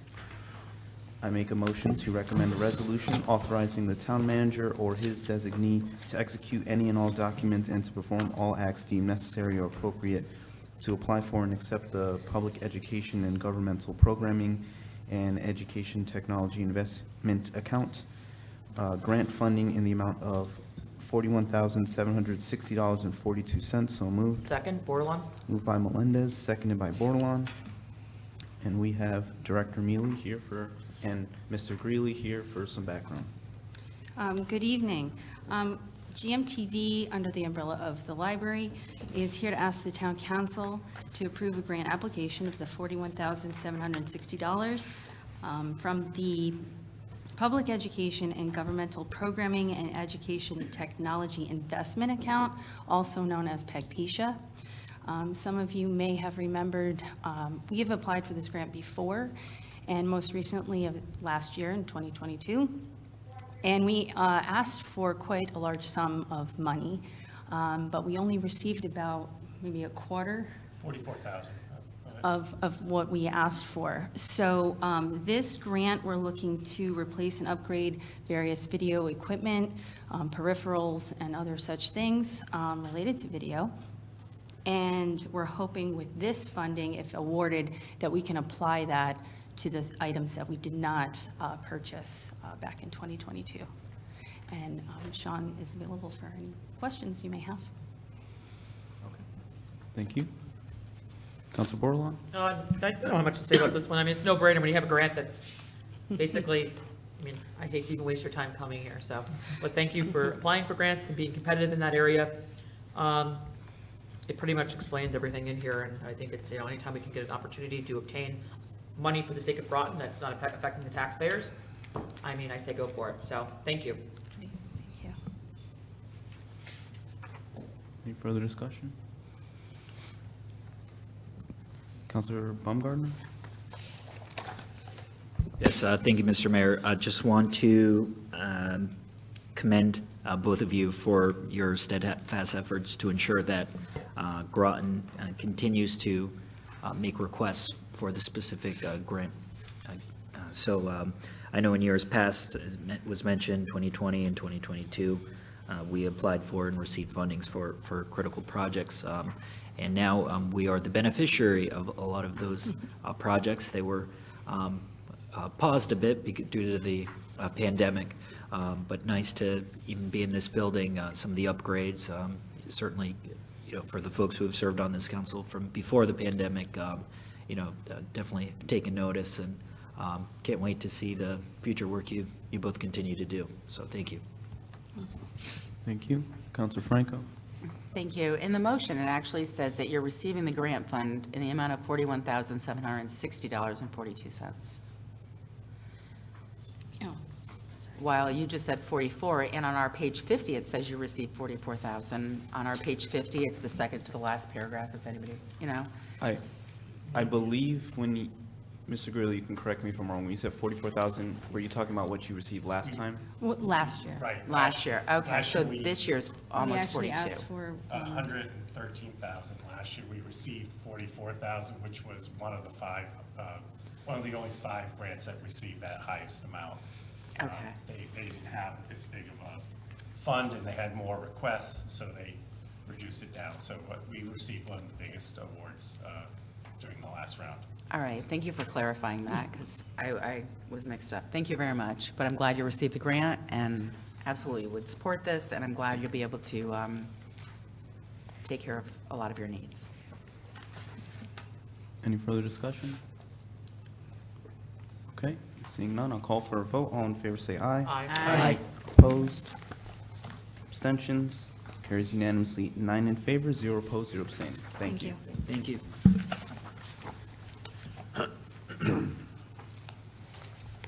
All right, on to Board of Education non-lapsing fund, page 64. There is no motion prepared in advance for this Mr. agenda Mayor? item. Yes? Sorry to interrupt. Before we begin, I just want to disclose that I am an employee of the Groton Public Schools. I will be recusing myself as this has to do with Board of Ed funding. Thank you. Thank you. Okay. Any discussion? Councilor Baumgartner?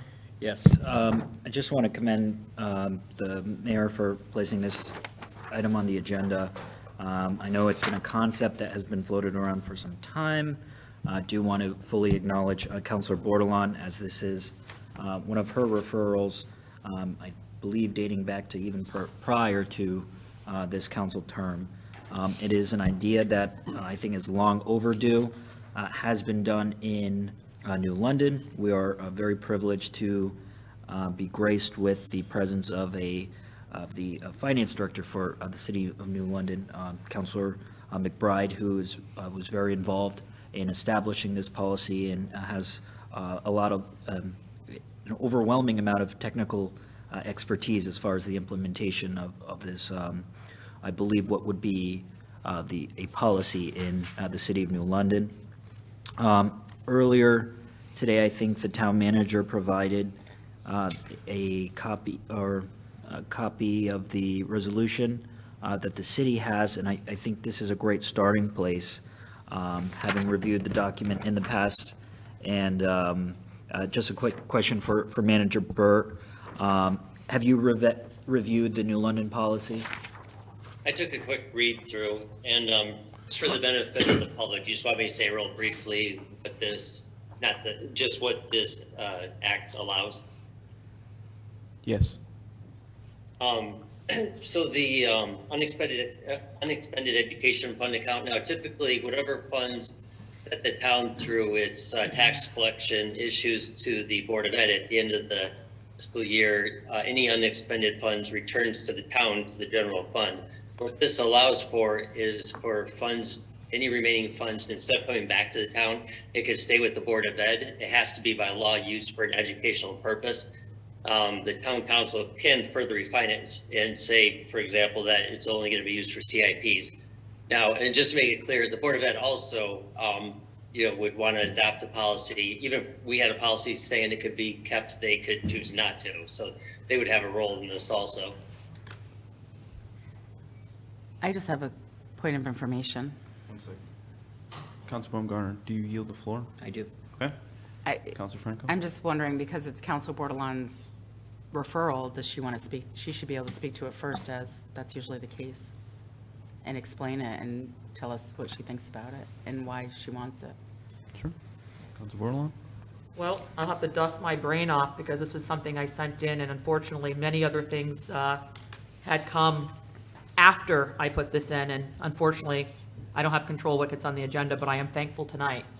My thought back then was, the increase of the budget was going up for Board of Ed. People were speaking about funds that were allocated to the Board of Ed that were not being used, and some of those were earmarked purposely for education, and if they were not used in its entirety, it came back into the general fund, as the town manager had stated.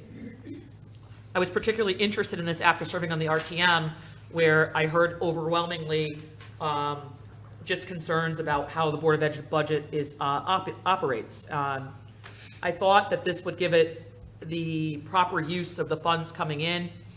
And, as Town Manager Burt stated, if there was remaining, it could be put towards CIPs or other things like that. As a person who's worked in corporate world with different medical companies, and if you know how the state works, when I've worked on the base, there's this fiscal year, and at the end, there's a spend, and everyone just spends to spend, not because of need sometime. And the Board of Ed is allocated a certain amount of money, and whatever they don't use, it almost shouldn't be penalized because they had a positive revenue left over. It's a way of keeping it encouraging. Maybe they're going to get new supplies with that, which won't increase the budget for next year. So if you have fiscal responsibility embedded in your policy, you create that ability to overspend. And I'm not saying that the Board of Ed does this, but there's a tendency to quickly spend down so you can ask for the same amount next year. Because who wants to come before a council and say, oh, well, we didn't spend this much, and well, why are you asking for a raise? So there's a way that we can collaborate and have the money that's coming in that's dedicated to our children for education stay with education. And so that was my thought process behind it. I think it's a great model, and I just don't think things should come back in the general fund that's supposed to be helping our children. And I also thought that this could help our debacle with sports fields. What could this do?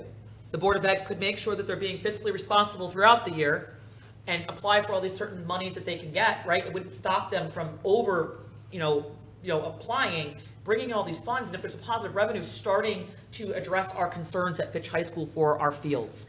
That's how I saw this working tenfold, and we could actually put it in there that we earmark it for a CIP for improvement of fields. So there's a way that we can kind of do that without bonding, without doing other things. I'm not an expert on this. I read through the idea when I saw New London do it, and then I searched other towns, and that's how I came to my thoughts. But I'm open to discussion and to see, where everyone wants to go with this. And I can't see why Board of Ed would not. I know Dr. Grenier, when I brought this up one year when he was still, he stated, I would support that, So So that's my thought. Thank you. Counselor Parker? Just a question, have we discussed this with the Board of Ed currently, as we do have a new superintendent? I had reached out to Susan Austin in the last few days, as well as Kim Watson, just to let them know it was on the agenda and sent them the link just in case they wanted to participate.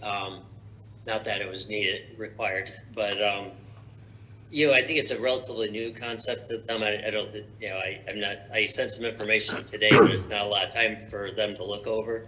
I do see though that Superintendent Austin just got on as an attendee. If you wanted me to promote her. Yes, please.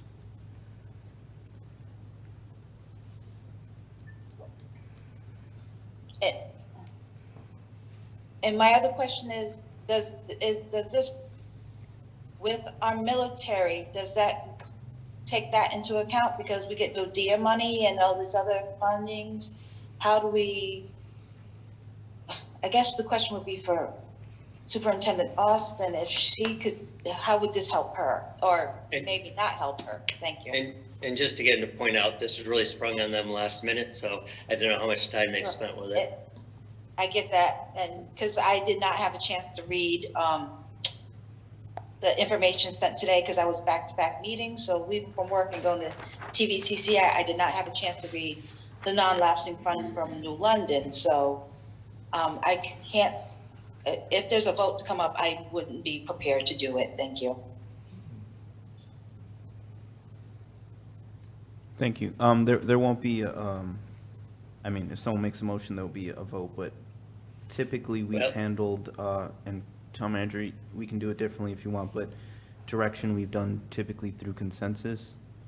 Right, and then that's all we're looking for tonight is, do you want staff to draft anything? And if so, do you have any upfront ideas that you would want considered?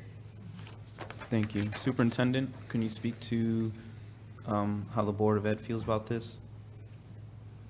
Well, good evening. We really haven't had an opportunity to discuss it at the Board of Ed. I was made aware of it just recently and certainly have done a little bit of homework looking at other districts in surrounding southeastern Connecticut.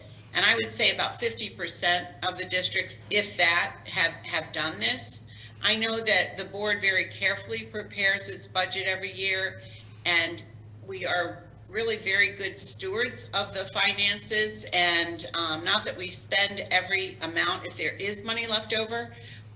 We have actually paid back some of the health savings that we have had to use when we brought in 0% budgets, and also our OPEB. We've been very responsible for taking care of some of those costs. And then there have been times when the board has returned funds. But we tend to, spend it. We don't haphazardly spend. We really set a budget and we use our dollars to spend accordingly.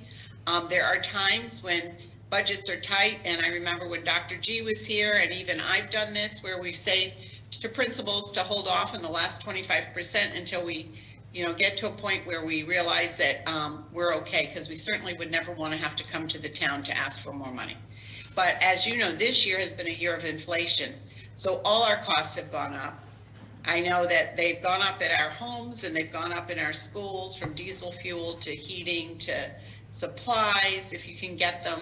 So, you prepare a budget a year and a half ahead of time. So you just don't always know what the costs will actually be when it comes to the time to make those purchases. But I'd say that we really are good stewards. I mean, if there is an opportunity like this, I would like to find out more information, and I think the board needs to really examine this. So I really can't speak for them because we haven't had the opportunity to talk about non-lapsing funds. But I have done a little bit of work behind the scenes with my central office finance director, and he's gone through his CASBO group to see who else has been doing it. So I just would need a little more time to do some more homework, but it doesn't seem like a bad idea to me, as long as it could be used for educational reasons, Thank you. Counselor Parker, are you yielding the floor? Yes, thank you. Thank you. Counselor Jones? Thank you, Mr. Mayor. I'm just a little concerned bringing sort of a major program like this without the Department of Ed having chance, or the Board of Ed having chance to even to be here or to have had some time to think about it or even give us a response to it. So it's not, I'm not really in favor of sort of trying to draft a policy like this on top of the largest budget group in our town who hasn't had any say on this. So, and I'm also a little concerned about having extra money floating around in the Board of Ed. I agree. I think the Board of Ed has done a pretty good job on budgeting, and they've come right up to the end. And having sort of extra funds with money floating around there's concerns with that and how that's going to be managed and what are you going to do with it and where is it going to go. So I'm a little leery of this, but I would love if the Board of Ed wants to take it up and give us more information and make a formal presentation, if they even favor doing something like this. I don't even know if you wanted something like this. And that was really my first question, is where did this come from? So if you want to go ahead and present something, then I will listen to it. But at the moment, I don't like trying to tell the largest budget group in our town how to sort of run their division, so. Thank you. Counselor McBride? Thank you. I'm in full support of this, this policy or initiative, whatever you want to call it. I do have some experience in it in the past, 5 or 7 years. Just to give some background, the main reason is incentive, and I completely understand the superintendent's approach that they're not spending money at the end of the year, because I'm not trying to say that, but whenever there's incentive that you don't need to spend and utilize those dollars, that you can carry them over into the next year, it always provides some incentive. And I know in my past, we thought the same thing, and it worked out very well for both the Board of Ed and the general fund, in that the money was saved and it was used for future costs. Just some other things. When we first rolled it out in New London, we rolled it out strictly to be used for capital purchases only, and that was used for a couple of years. And it was beneficial from the cities, from the city, our city, to, how it would work for us is also helpful in that the maintenance and any CapEx dollars that we would have to budget on the town side, we wouldn't need to budget for, because those monies were available. So that helped out both sides.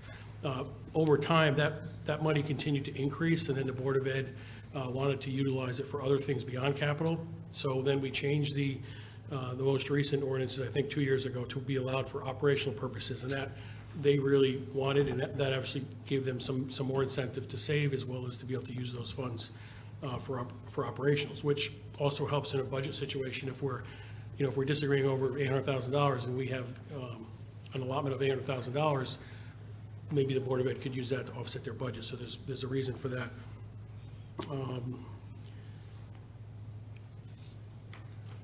The other thing I think is important to consider is, I can't speak for the Board of Ed, but I know in other municipalities, a lot of Board of Eds aren't having the ability to fulfill all their positions, and as a result of that, they do have excess cash available at the end of the year. So I don't know if Groton's that way, but if that's the case, this would allow them the ability to, safeguard some of those funds for a future expense. Two other pieces I just want to give some detail on. The two key pieces, or a couple two pieces, the 2% a year in the first paragraph. That 2% a year, if it's a 50 million budget, that's the cap of what the total amount of the reserve fund can get to for that 1 year. So just so everybody knows, you wouldn't be able to save more than 2% of the budget. That's a policy directive by the state. The other item to bear in mind is on the second page in number 5. In New London, we started out at 2%, and then we went up to 4%. And the one that you received today was 4% of the total funds appropriated. New London recently changed in August to allow for 6%, because you want to make sure that funds can grow. And the mayor of the administration changed that to 6%, so therefore that account can go to 3%. So that's really the council's decision in terms of how much you want that to grow to, because if you want to limit it to $1 million or $2 million, you got to make that parameter. But I am supportive of it. I think it provides, and it also, it really helped the two finance departments work together and much better. Thank you. Thank you. I'll take my turn just briefly. I'm supportive of the idea of this, and I'll try to explain why. And Manager Burt, just correct me if I'm wrong in understanding how this works. So if Groton Public Schools expends all their funds in a fiscal year, then then it's just like this doesn't exist. But if they do have some money left over, like theoretically, if they had $200,000 left over, and when their budget proposal comes in for the next year, let's say they're looking at a $1 million increase, then they could potentially, instead of asking for the $1 million increase, ask for an $800,000 increase and use the $200,000 from the year before to offset that difference. And what that would do is, instead of the MBR going up by $1 million, it would go up by $800,000. So is that sort of my understanding is correct on this? Yes, that is correct. Okay. For that reason, I think this is a good idea, honestly. Obviously, if Groton Public Schools and the Board of Ed isn't interested in it, I mean, that's another thing. But I think it's a great idea, and you know, I'd be in favor of creating a draft policy if that's what Groton Public Schools and the Board of Ed is interested in. Thank you. Councilor Bordelon? Thank you. This is something almost 2 years ago I brought up, so I apologize if people haven't heard of it. Unfortunately, I don't have the machine to control that, so I put the recommendation forward. I have to wait for it to become an agenda item. So I don't know when it's coming, so I rely on the town staff, town mayor, to then facilitate the no to everybody else. I did ask at that time that New London's draft be input in this. Unfortunately, it was not, and so I reached out to a counselor friend in New London, and he sent it to me, and then it was added after. So it's not a difference of reading this one or not, it's just the concept. I encourage the council to move forward with considering a draft. Having town staff move forward with the draft doesn't mean it's going to be enacted. There's many things that have come before us that we have not put forward. But in the meantime, the Board of Ed can start thinking about it, looking into it, and maybe have some recommendations that they can send forward, but we don't, you know, it would allow us to have the town staff move forward with it. I don't see where, if someone told me that I was gonna get $1 million, and if I only spent 1% of it, that I could hold it for something that I wouldn't want that. This protects the Board of Ed. It doesn't say, fine, you know, if you know, it doesn't penalize you in any way. It actually enhances the program, enhances education, and it encourages the well-doing of what they already do by applying for grants. So I would be very motivated as a board to say, oh my God, another grant's here, I don't have enough time, but you know what? If I get that other $1 million grant, which is gonna give me a positive revenue on the other end, I don't have to give that back to the general fund. Over and over, overwhelmingly, I heard Dr. Grenier state how much money was going back into the general fund when they were asking for their new budget every year. And they said, how much money did we give back? This is what we gave back. This is a chance to retain those funds for what they were earmarked to do, and that is to serve our community and our children, and let it be CIPs, athletic task force fields that are deplorable right now. We have a need to fix our infrastructure up at the high school, and to be competitive with our neighbors, which we currently are not. This is a way to have those funds available. It would just allow for, if a grant was to come in tomorrow that they weren't planning on, what we gave them in the last budget cycle, that would be a positive that they could move, and they don't have to worry about losing it or finding. Sometimes it's like you have a program in mind, but it hasn't started yet. Well, by the budget ending, they have to give it back to the general. They can hold it now and let that program develop, and they can reinstate. So I think it's a phenomenal idea, phenomenal concept. And it comes with a lot of assets, and there's no loss to the Board of Ed at all. It's only a positive. So I just, you know, again, having having the town staff go forward with drafting something that mimics like New London or what the other ones have doesn't hurt. But I would have liked that the town manager and the town mayor had invited and had everybody on board with this. So there's one or two ways. We could move forward and have them do a draft, and then we can invite the Board of Ed to come back at our first draft read. You know, that's one way to do it, because there's going to be many reads to this. So I would not have that slow us down today, because this has been on the agenda item list for over almost 2 years. Councilor's time has expired. Thank you. Thank you. Councilor Franco? So I just have some questions. Maybe Ms. Austin, you can answer. So if you get grant money, you have to put that into the general fund if you don't use it by the end of the year? With our grants that are competitive, they usually are 5-year grants, and especially through Department of Defense, I don't think we've ever given back more than about $10 on a $1 million grant. We spend those competitive grants as best we can without overspending. So I don't know of any other grants that you're speaking about. You know, with our Title I grants, they kind of have a wraparound cycle, so you spend those down all the way before the federal government gives you your next year's Title I grants. We have had, Portia's right, there have been times when there have been unexpended funds, and whether we've paid back to our health savings account, because as you know, in order to get those 0% many years in a row, we've had to utilize that. We've also, when Dr. G and I got here, the OPEB account needed to be corrected. So we've done a lot of correction with that as well. So we've really tried to be very good stewards of the funding. You know, most of the time I would say, especially in the past couple years, we've really budgeted for those funds and we've needed those funds and we've spent them. There might have been some by the time you finish up a budget cycle and complete it, you know, it's after the end of June, you kind of go into September and the auditors come in. And then I'm sure and John Burke can probably give you the details on that. And so could my finance director, but he's not here tonight. But there are times that, yeah, the funds do go back to the town if they haven't been totally expended. I think it's an interesting concept, and, you know, certainly would like to know more, but I can't really speak on behalf of the board. You know, we have a finance committee that things usually go through first and then through a COW, so the board would really need to, you know, to be educated on this and to have a say in it, I believe. So at some point in this process, they just weren't available. This was kind of a last minute thing on our agenda. So I was able to come after my last meeting. And I have questions because I've heard like you could do 2% of your budget into this non-lapsing fund. And your budget is how much on the norm? Our total budget for the year? Yes. I mean, our total education budget, you're asking? Yes. It's up to $79 million And this past year. Point of clarification, the statute only allows 2% of the appropriation of the town.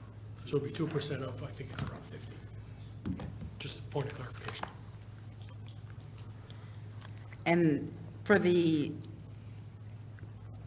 possibility of having this account where you would be responsible, I would assume what they're basically saying is you would then be responsible for your CIPs with your savings that you put into the non-lapsing fund, or would the town be responsible for your CIPs? I'm not exactly sure because I don't understand that either. I really don't understand a lot of the details, and I think it depends on how the policy is written.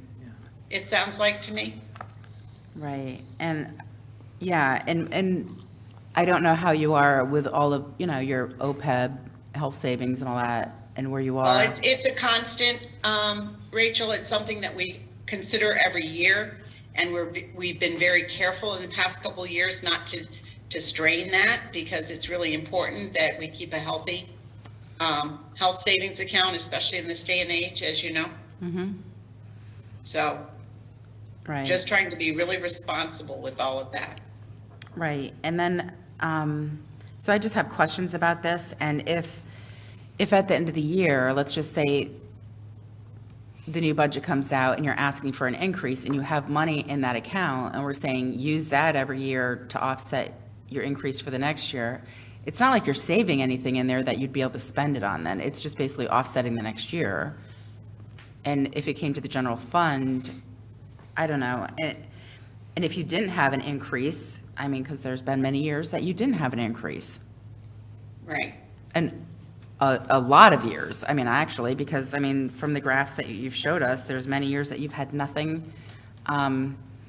So, which puts you, from what I've seen, below average on budget compared to surrounding towns.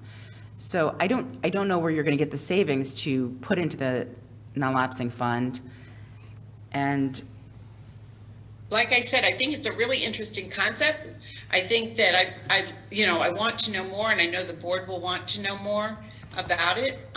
If it's a benefit to the school district and to the town, I'm certainly interested.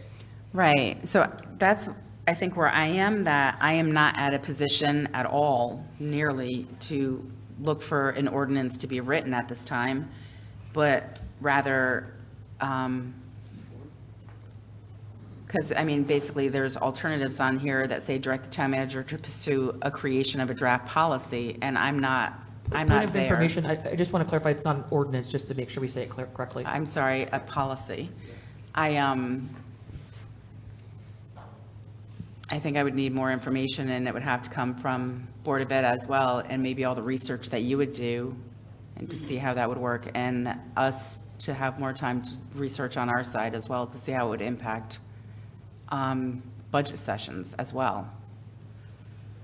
Thank you. Thank you. Counselor McBride? Thank you. I'll again reiterate, I'm in favor of moving forward with not necessarily approving anything, but having the administration move forward and develop some draft plans for this council to review. With that being said, there's one other piece of information I forgot to explain. There was a lot of people opposed to this over time, and the reason being, my interpretation is because traditionally, municipalities always had a concern with their general fund balance. So what I didn't mention was, in our policy in New London, we had a general fund balance years ago of like 3% or, whatever it was very low. So one of the requirements we put in our policy is to require the fund balance policy that we establish be taken care of first. So if the fund balance policy of the city wasn't adhered to, and we had it growing 1% every year to get to 13 or 16%, this policy couldn't be utilized. So I forgot to mention that, but I think I would, encourage John Burt to have something in there that states that general fund balance has to be met of X percent or some dollar, because that is the utmost concern of the town, and that's where a lot of the traditional opposition to this policy comes from. But if that can be taken care of, and the town is sitting on a good fund balance, I think it's worth pursuing. Thank you. Thank you. Counselor Jones? Just a question, if I can ask Councilor McBride a question. Does New London school system, are they under the MBR?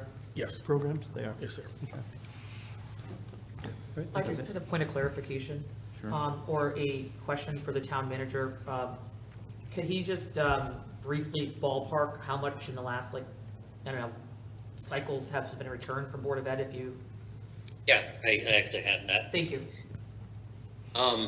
Now, 3 of the years are really skewed because of things going on with state budgets, and essentially Board of Ed and the town council came up with a way to combat, whether it's being shorted on revenues from the state or else other cuts. But generally speaking, I'll start. The latest year I have is $2,400. I won't state the change after, but $2,400.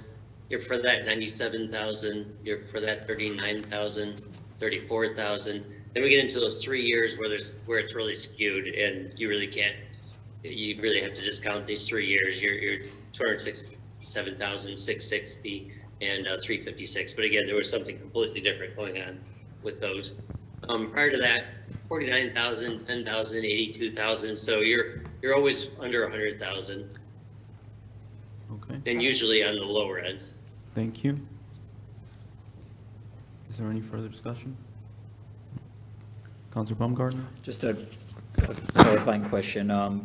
What would we need to make a motion to direct the manager to create a policy? No. But, Or can that just be done by consensus? yeah. Manager Burt, I have 4 counselors expressing approval. I don't know if there's any others. Okay, so I'm seeing 5. Is there any other discussion? I'm Counselor- sorry, Yes? who's given consensus? Um, Can we have the counselors? Sure. Counselor Westervelt, Counselor Bordelon, Counselor McBride, Counselor Baumgartner, and Melendez. Can this be in conjunction with the town manager, please, with the Board of Ed, before he writes it, just to confirm everything? Yeah, well, certainly just to answer your question, certainly my support is contingent on the Board of Ed and Groton Public Schools wanting this. So, So would you want me to wait then to get their input before drafting? sure. Okay, Counselor Franco? So what I'm understanding is the council's saying write a policy, but we haven't even heard from the Board of Ed if they're even interested in this. well, we just addressed that. So if they're not interested in this, Sure. you're still going to write a policy because you just said you directed the town manager to write it. We just addressed this. Mm-hmm. Manager Burke, can you just state what you just said? Well, it's, Yes, once Superintendent Austin lets me know what the Board of Ed's thinking is, then if they're in favor of it, I'll write it. If not, I'll report that back to the council for further direction. Thank you. oh, I didn't, Information? I have the floor still. Sorry, I heard a pause, I apologize. Sorry. I didn't hear the town manager say that, I'm sorry, but I hear what we're saying, and I hear a lot of comparison to New London, but I mean, I don't understand also, like, how our budgets are completely different than how New London does it, from what I'm understanding, and from what I've heard from our previous financial director. And so to compare us to New London, which has been done before, I don't think is correct in how we should be doing our business here. And I would also like to notate Groton has a mill rate of about 24, and New London has a mill rate somewhere around 42. So, I mean, there's some differences here that are pretty drastic when you look at our budgets and how we do them. And I have some great concerns here, and I think to be so in favor so quickly without even understanding the full scope of all of this, or even how it works, is a little shocking to me and a little concerning. So I'm not saying I'm against it, but what I'm saying is I need more information, and I'm surprised that this council is willing to move forward on a policy without even knowing all the details of it. So thank you. Thank you. Counselor Westervelt? I agree with what Councilor Franco is saying. My whole thought here is that it's a draft policy, and we've got to start looking at it somehow. And I don't think there's any, I think we should start looking at it somehow. And I don't think there's any drawback to investigating it. And if it turns out to be something that's not doable, then we just don't do it. But if we don't look into it, then we're not going to move forward anyway. You're asking him to draft a policy and to take time to draft a Counselor policy, Westervelt, you not have the discuss Well, it. creation of a draft policy. Yes, draft policy, it depends on how you know, the semantics of the wording, but you're creating a draft policy, yes. And if it doesn't fly, then it doesn't fly, but we won't know that unless we try it. Thank you. Okay, I thank just have a you. point of information What's your question? for the town manager. Basically, my understanding is that, so we're directing just to create a draft, but my point of information would be, while that's in the process, which is not going to happen overnight, the better way to handle this, which once again, I'm not in charge of handling the meetings, would be, could you invite the Board of Ed and give them, at the later date, we can put it back on the agenda as well. Meanwhile, town staff are investigating the policy. I mean, I can do whichever way the council wants. My understanding that right now is we'll wait, before I draft it or staff drafts it, we'll wait to hear from the Board of Ed to see whether they want it and whether they have any things they want to ask for. Then if they do want it, then I'll draft it and then we'll all get together.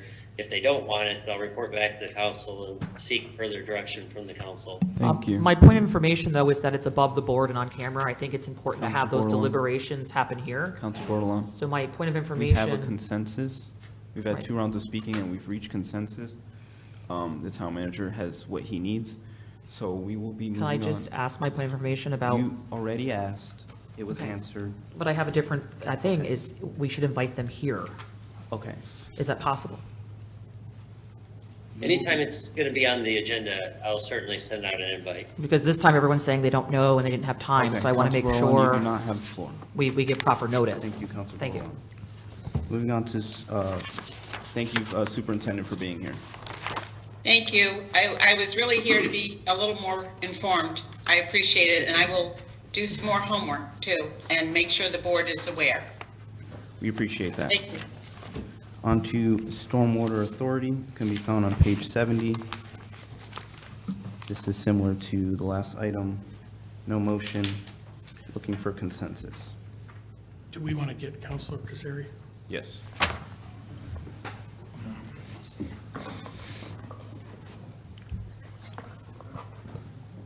Thank you. Manager Burt, do you want to have background on this? Yeah, I'll read what I can consider a synopsis of it, of Stormwater Authority. And then this was referral by Councilor McBride, as New London has a Stormwater Authority. Prior to 21, it was a pilot program with, I believe, only 4 municipalities allowed to potentially participate. New London was one of those. And in 21, it was opened up for all municipalities. In 2021, acting on recommendations of the Governor's Council on Climate Change, the Connecticut legislature passed PA 21-115. This enables municipalities to create a stormwater authority to help manage stormwater and improve resilience to climate change by assessing a scaled user fee based on the amount of stormwater runoff a property generates. So like if you had a large parking lot, you would obviously have a larger fee. Funding generated from the user fee can be used to maintain and enhance stormwater treatment measures and resilient infrastructure and provide matching funds for state and federal grants. That's really a synopsis, and then Councilor McBride would be more an expert on it than me. Thank you. Yeah, Councilman McBride? thank you. I'm certainly not an expert, but I'll just give you some background of my understanding.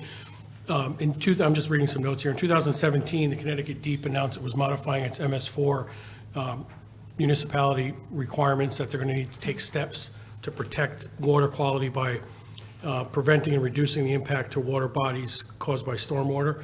So they come out with these rules and regulations, and what they're saying is they're moving forward and you're going to be required to do certain permitting for stormwater. This is coming down the pike. It's going to lead to additional workloads for municipalities, which is going to lead to additional costs for municipalities. So what the municipality did years ago was they determined that we need, because of lack of funding, we're going to be operationally challenged, and we need to develop a long-term plan to how we're going to get the funding for the required improvements to get the permits to maintain coastal resiliency and so forth. With that being said, there were really two options. If we're going to need to get these additional funds, one option was the tax increase based upon the property values in the current system, or option B was to establish a stormwater authority based on the impervious covers of all property. So the key thing here was, it's not putting the extra money that's needed on the tax of only the residents through the property tax. It's putting it on all property owners and basing it on an impervious cover, which is a hard shell, like a pavement parking lot or anything that's really hard. It's not based on your property value. So as a result, it includes tax exempt organizations, hospitals, colleges, and other areas as well. All users pay a fee based on the square footage of the impervious cover. To go into a little bit more detail, if you have a 1,000 square foot house or a 1,000 square foot area, the fee would come out to be $7.50 quarterly. That's what the municipality where I was involved with assessed. If it was up to 2,000 square feet, it was a $15 quarterly fee. Up to 3,000, $22.50, and over that was $37.50. So that was a quarterly fee that was assessed. The funds, they're recouping the funds in a different manner and using those funds to purchase, for instance, a few years ago, we purchased 3 very large pumps down in the Bank Street area which alleviated all the stormwater issues that we had there. So long story short, it's a way to raise some funds to settle some of the coastal resiliency issues that we've been talking a lot about here in Groton for some time. And it's a way to do it without just directly impacting only property taxpayers. And again, I'm not an expert. That's just based upon my limited understanding. Thank you. Thank you. Councilor Parker? My question, Mr. Mayor, so it still sounds like a tax to me. So on top of our regular taxes, we're gonna have to have stormwater taxes for property owners. But what about the people that are tax exempt, that they don't charge taxes for, which would be the Board of Ed, who has buildings, or colleges that don't pay taxes.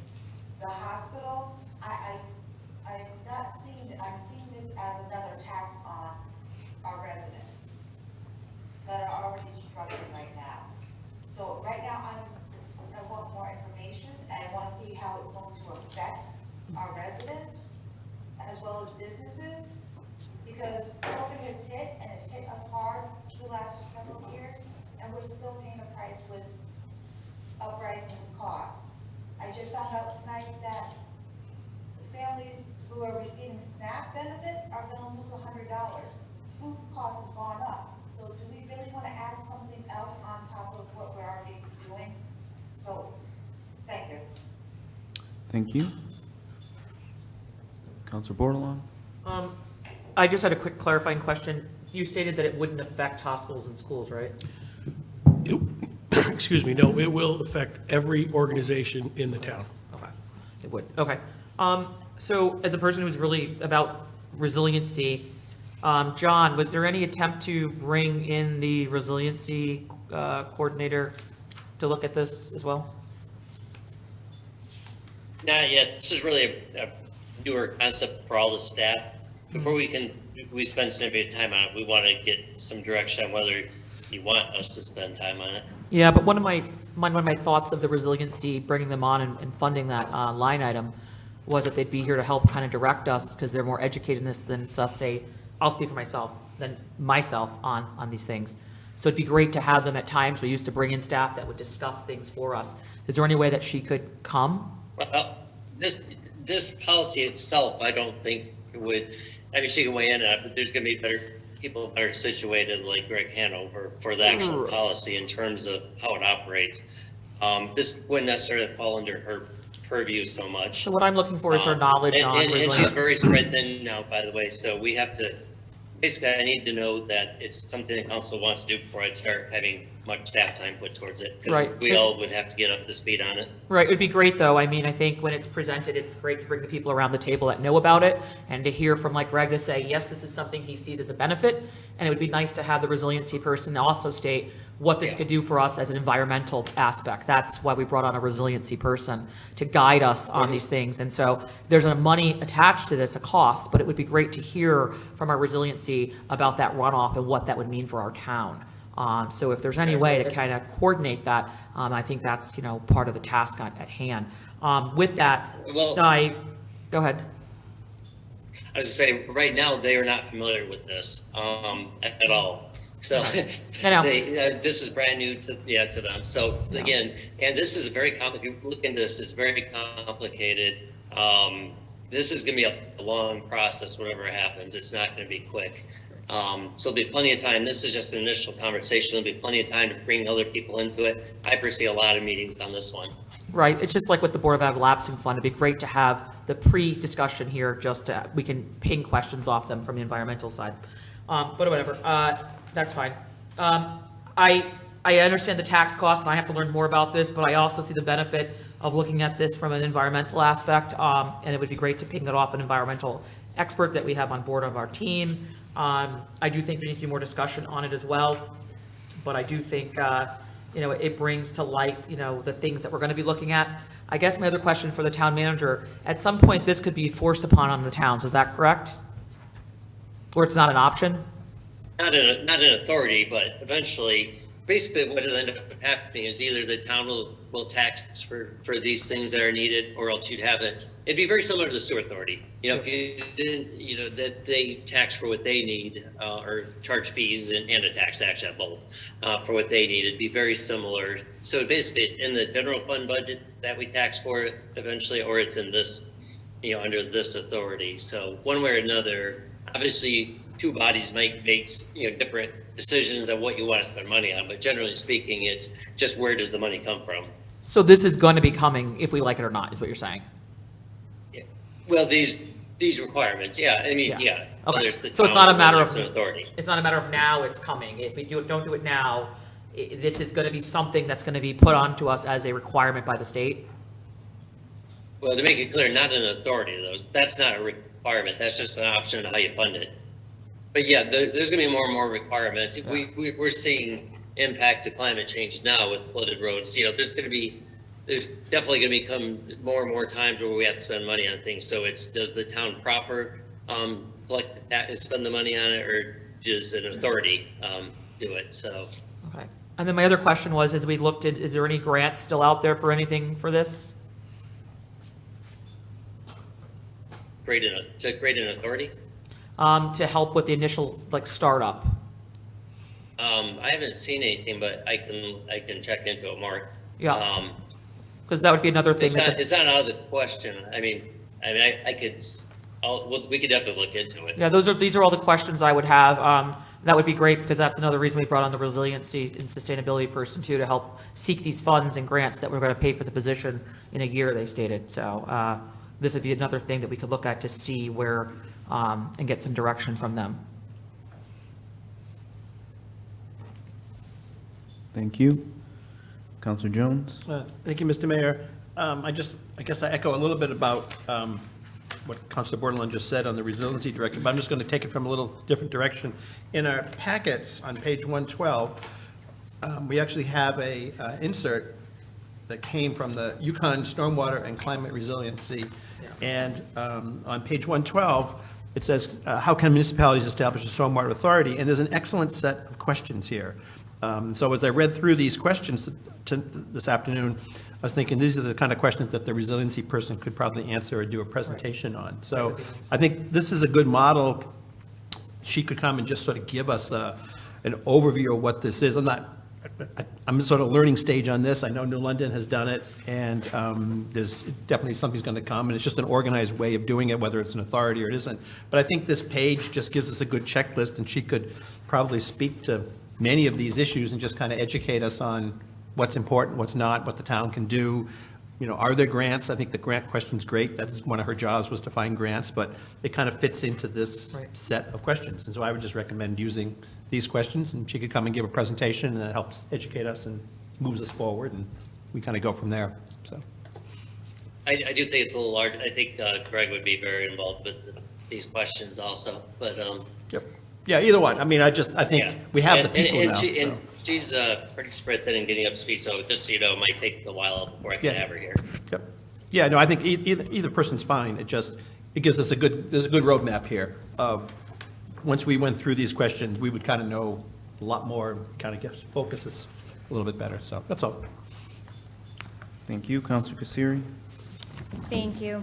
Mr. Burt, where does the jurisdiction of stormwater runoff lay now, and is there an existing authority that handles stormwater management?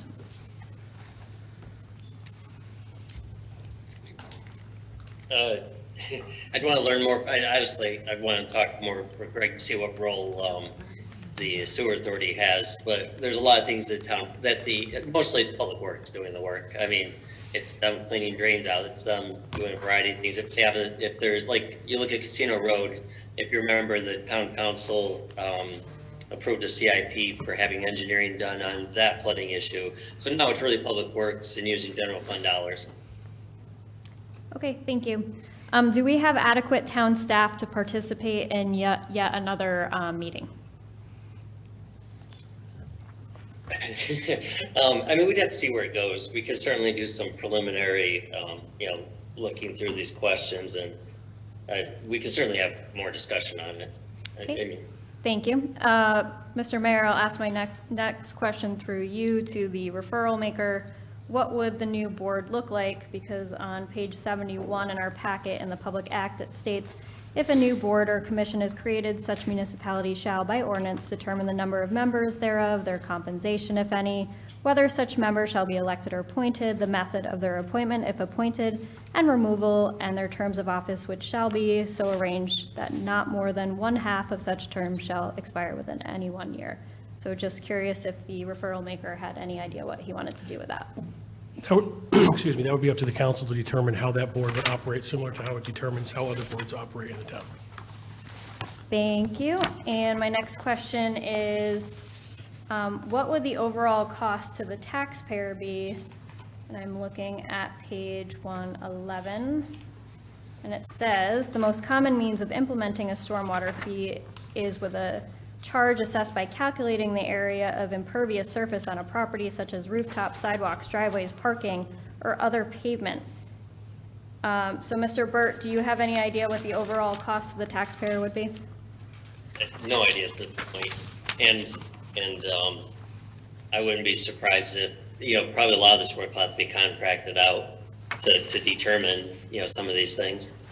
Right, thank you. Do we have staff to handle fee collection and a billing system? I think I'd have to know more information about it, honestly. Determining the area of coverage would be, my most pressing issue up front, because I don't, like I said, I don't think staff could take that on themselves. That would have to be contracted out. Thank you. My next question is in regards to page 74 in subsection D. It says, any person aggrieved by the action of a stormwater authority under this section shall have the same rights and remedies for appeal and relief as are provided in the general statutes for taxpayers claiming to be aggrieved by the doings of the assessors or board of assessment of appeals. Mr. Burt, who would hear the appeal on this topic? I'd want to check, it might be the Board of Appeals, but I'm not sure. I would definitely want to talk to an attorney on that. Great, thank you. My next question is in regards to page 78, where it says section 5, subsection A. Such board shall have authority within the limits of appropriations from time to time made by the municipality or municipalities as applicable to plan, lay out, acquire, construct, reconstruct, repair, maintain, supervise, operate, and manage a flood or prevention, climate, resilience, and erosion control system. Who would actually implement this, Mr. Burt? Like I'm really looking at it. Give me one sec here. It's on page 78. Yeah, I'm looking at it. It really depends on how far they go with it. Like I said, they're doing some stuff themselves, but I could foresee, some things might transition on how they're doing things that, it could end up being you need more staff. It's just until you really get into it and determine, it's really hard to know this early on. Right, thank you. So, as we can tell, there's a lot of questions. And not only am I concerned about this affecting the homeowners, but also I'm concerned about these fees affecting renters, because this could potentially get put on renters. And on page, I'll save my next line for my next round. Thank you. Councilor Baumgartner? Yes, thank you. Just want to thank Councilor McBride for putting forth this referral. I know in recent years, I think the topic of the night is comparing Groton to New London.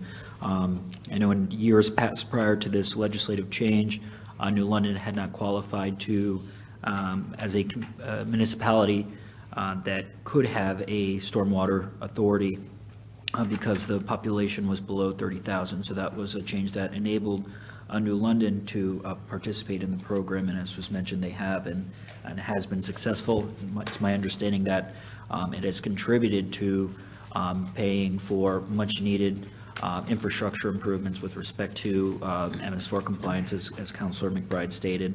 As we've heard in our ARPA discussions, past CIP discussions, there are no shortage of infrastructure projects in Groton that are worthy of funding. And certainly if we could get them all funded at the state level, even better, but that certainly isn't the nature of the beast.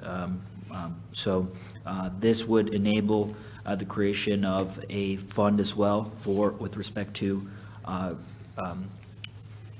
resiliency and climate adaptation. As was mentioned, I believe, by Councilor Jones, I believe to date, we still haven't had our resilience and sustainability manager present to the public. I went to one of her presentations at the library last week regarding pollinator pathways, and she was really gave a really wonderful talk, and I think we're really lucky to have her. So it'd be great to hear what some of her priorities are and her thoughts on the possibility of implementing such a bold policy proposal here in town. But just a question for Manager Burt. Who should be kind of in the room as far as discussing what implementing a stormwater authority would look like? I would imagine Department of Public Works, the Finance Department, Planning Department. Are there any other folks we should have at the table? You're muted, Manager Burt. He's actually not muted. I think your audio switched, because you're not even muted.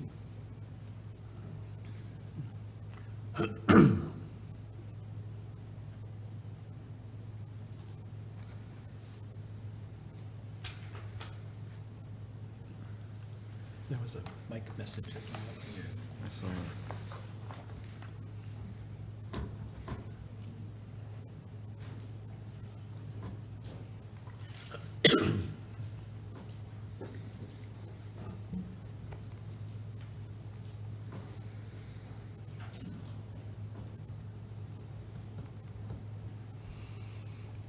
Manager Burt, I think your audio switched I think he's dialing in. from your laptop to some other source. I saw a message go across the screen, but I couldn't quite read what it said.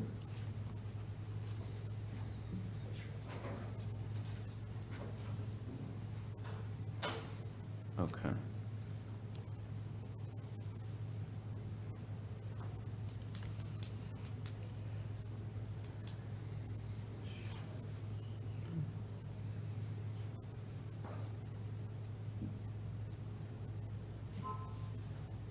Can you hear us now? Our switch. Can we hear him? That's the Can problem. you hear us now? No, we can't hear him. John, speak. Oh, he can't speak. Guess it's an early night for John. Oh, no.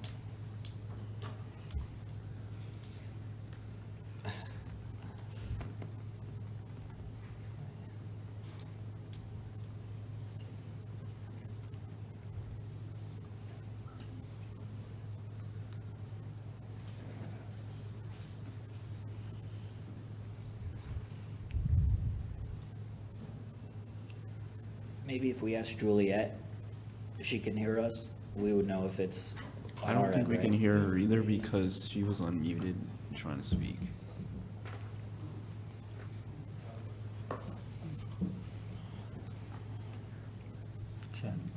There's two chats in there now. Sean, just open up the chat and see what's inside of there. log them off and let them log back in.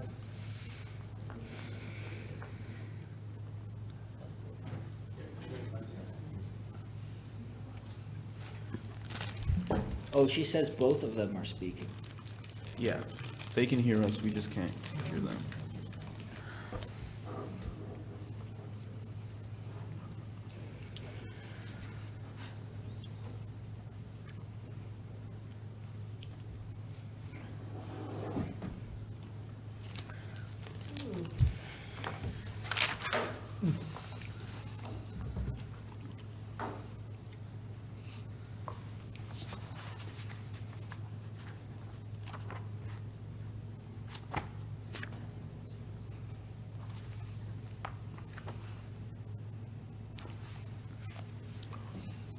All right, I think we should just move to recess and. No, it's fine. I think we can, Okay. Well, I haven't spoken and I have questions, so. Right. let it-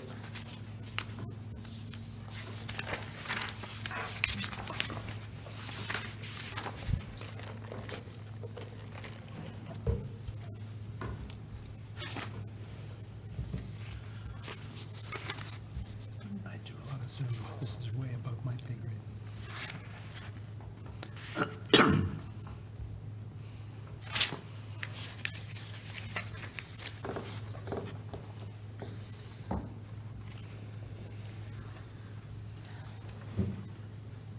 Speaker test.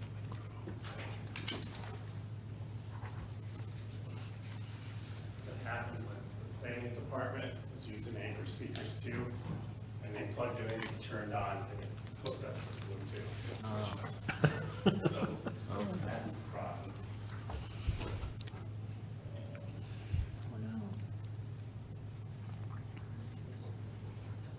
So is the other meeting?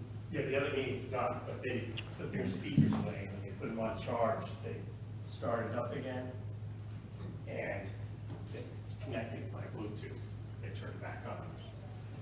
So it superseded it?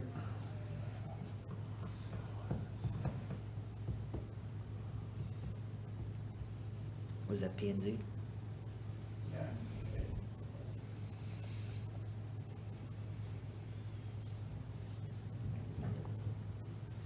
We're gonna leave the meeting, I'm gonna come back in.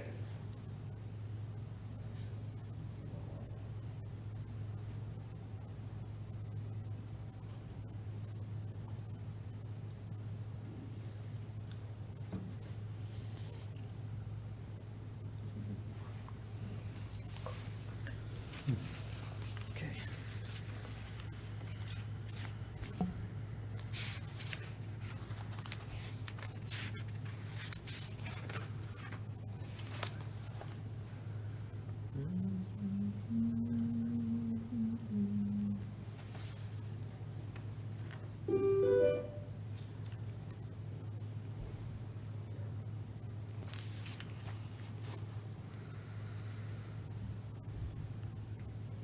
John, can you hear us now?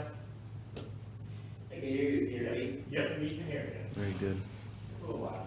Can you hear us now? Then you want to try to speak also? Hello. Hello.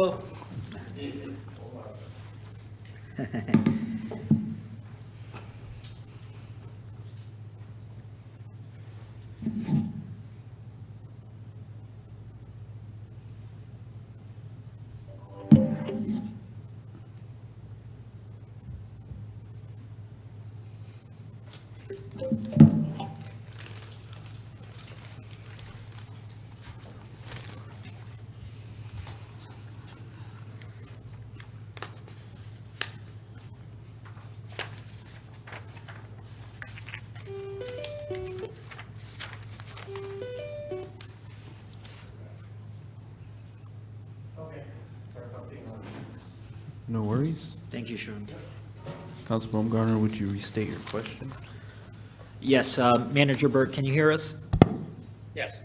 Yes, my question was, what agencies or departments need to be at the table as far as what would be needed to implement this proposal? So I'd imagine. I think the first, first internally, we would want to do a little research ourselves with Public Works Planning, and maybe some others. But what we'd probably do is take a look at what else is out there, and then we'd get a base like template done with working out with other attorneys, and then we could all come together and start building, trying to, I think we need a base to start with. And can you speak to the applicability if it were to be implemented at a townwide level? Would the subdivisions, including Groton City and Groton Long Point, be exempt? I don't think they're exempt from the sewer as far as I know. It'd probably be similar to that. Obviously, this is a, question for our attorneys, but I suspect, well, I hate to speak. I'd like to look at that a little more. Okay. All right. And just out of curiosity, what are your thoughts on the proposal? I obviously it's gonna be a lot of work, but I have no issues with it. I can see it a couple different ways, and it's a way to flag separately, what's being spent, to combat, to help with resilience issues. So that's a big positive. I definitely think it's worth looking into. Are there any property taxpayers, case in point, at our last ARPA meeting, we dealt with the issue with respect to the way discharge in our stormwater, actually, quite frankly, our sewers, and how that's a negative impact on the infrastructure. Are there any property taxpayers, and we don't have to mention names here, but that kind of disproportionately contribute to the cost of managing stormwater compared to other property users? I know in New London, for example, that was always the hospital.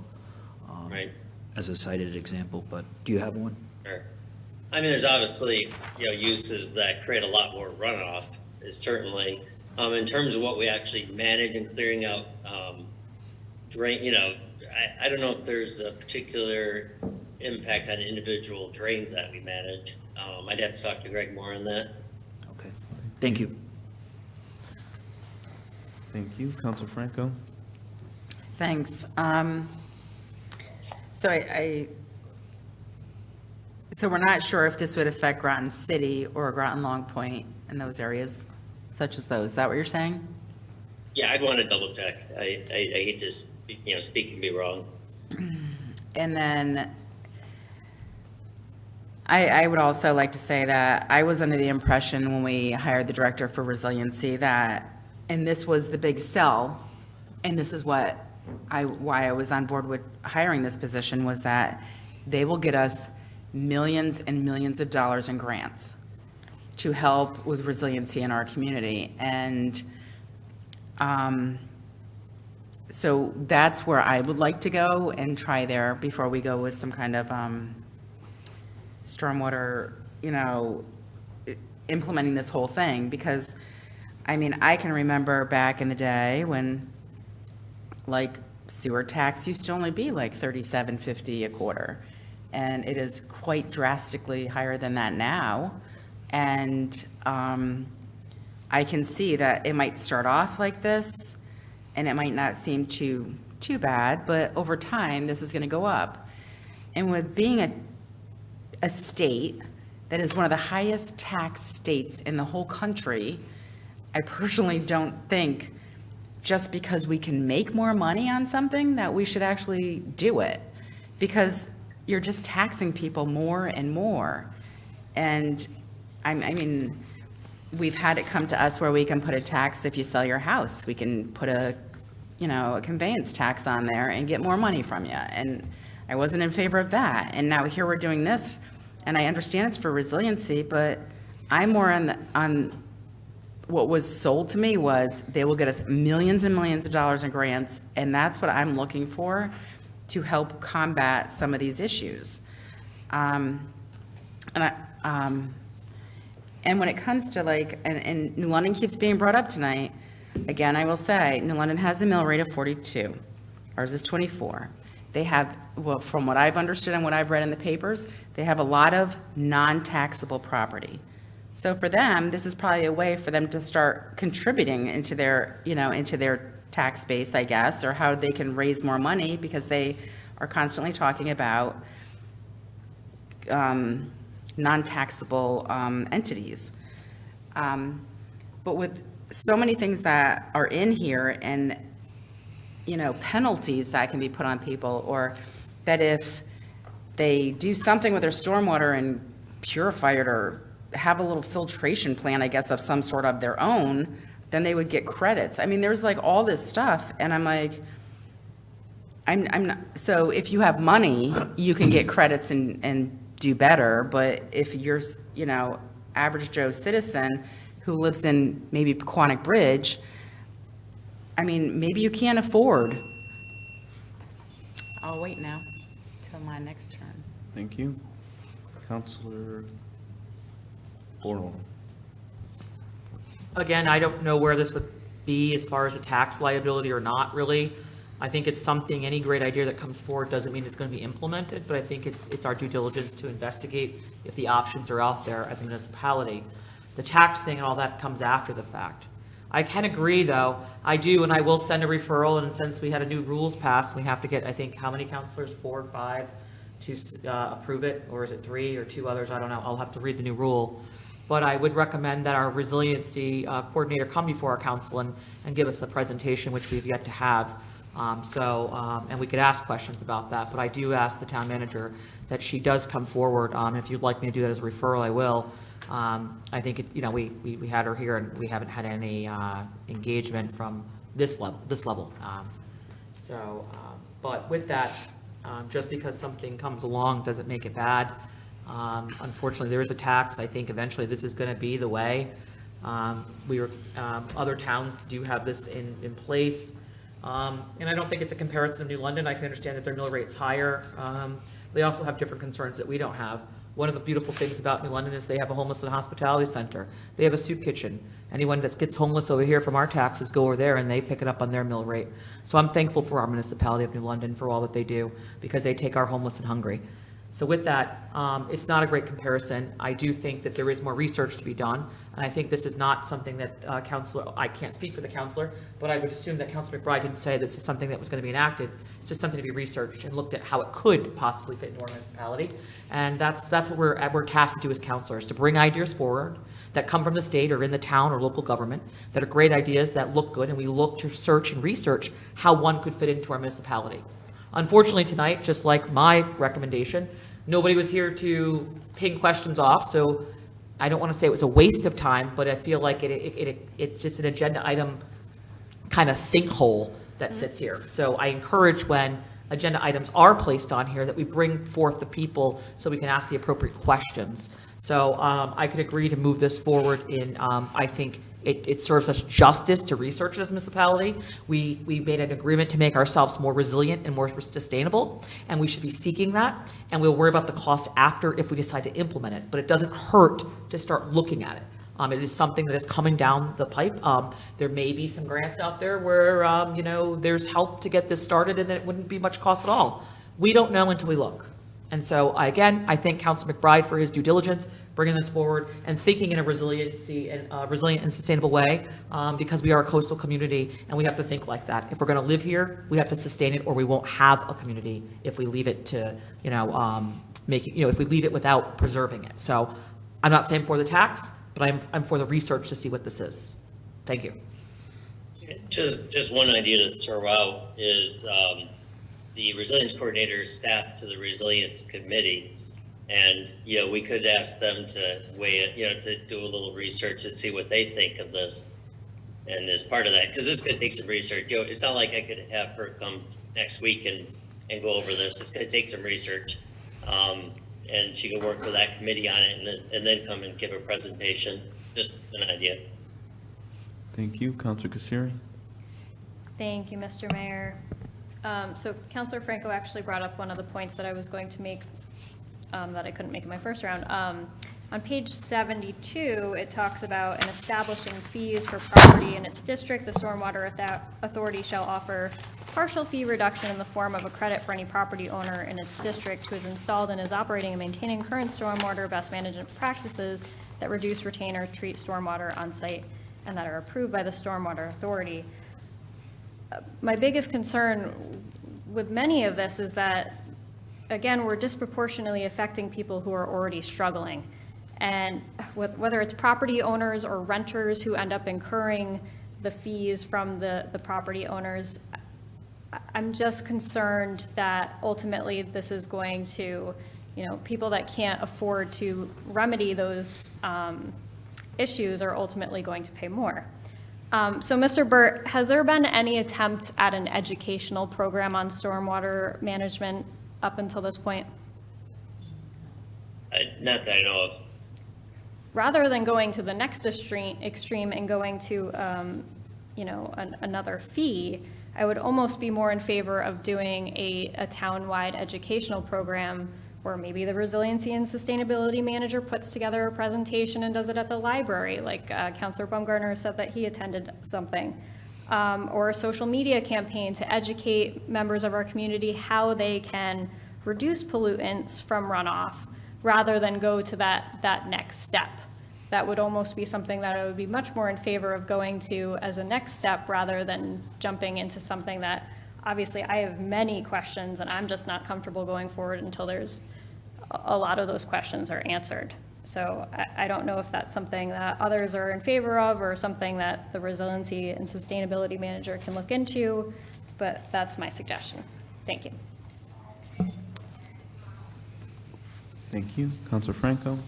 Thank you. And so I just think you're putting things onto people that are struggling as it is, and And I just don't understand, like, if you're already being taxed for sewers, basically, which takes care of stormwater, because that's what it is, why are we being taxed? Why would you want to put another tax on people again for this? I just don't understand it. And just because we can doesn't always mean we should. And so I would like to also understand fully what the sewer fees that we pay to our town of Groton, what those cover and how those work in conjunction with us. And I'd like to know, because there are sort of penalties as well. So if I have a driveway on my property, I'm going to be taxed on that because that's going to be considered square footage, as well as my house, as well as if I had a patio in my backyard. That's all square footage that is, that would be taxed in this and considered square footage. So we'd also have to have, I guess, GIS systems in place to do, I guess, overhead, and we'd have to have people go around when they do the audits and check people's backyards to see if they have a patio under a tree and you can't see it by GIS. I mean, these are like things that is going to be taxed.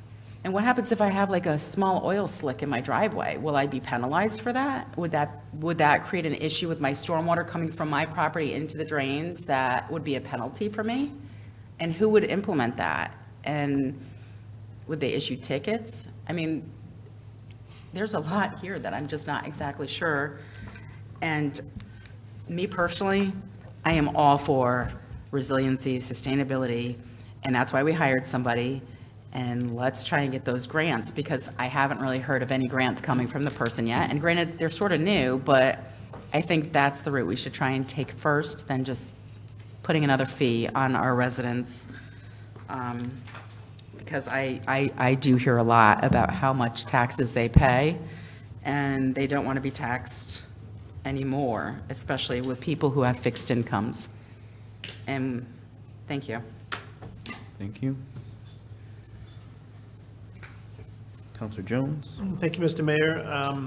I don't know if we're doing a consensus or anything, but I would be in favor of just getting more education from our new resiliency director, based on either the questions in the back or just something that just educates us a little bit more about what some of the problems are, how do communities deal with them, where can we go, whether we did this or we didn't form the Stormwater Authority or not, but just sort of the general, just educate us a little bit.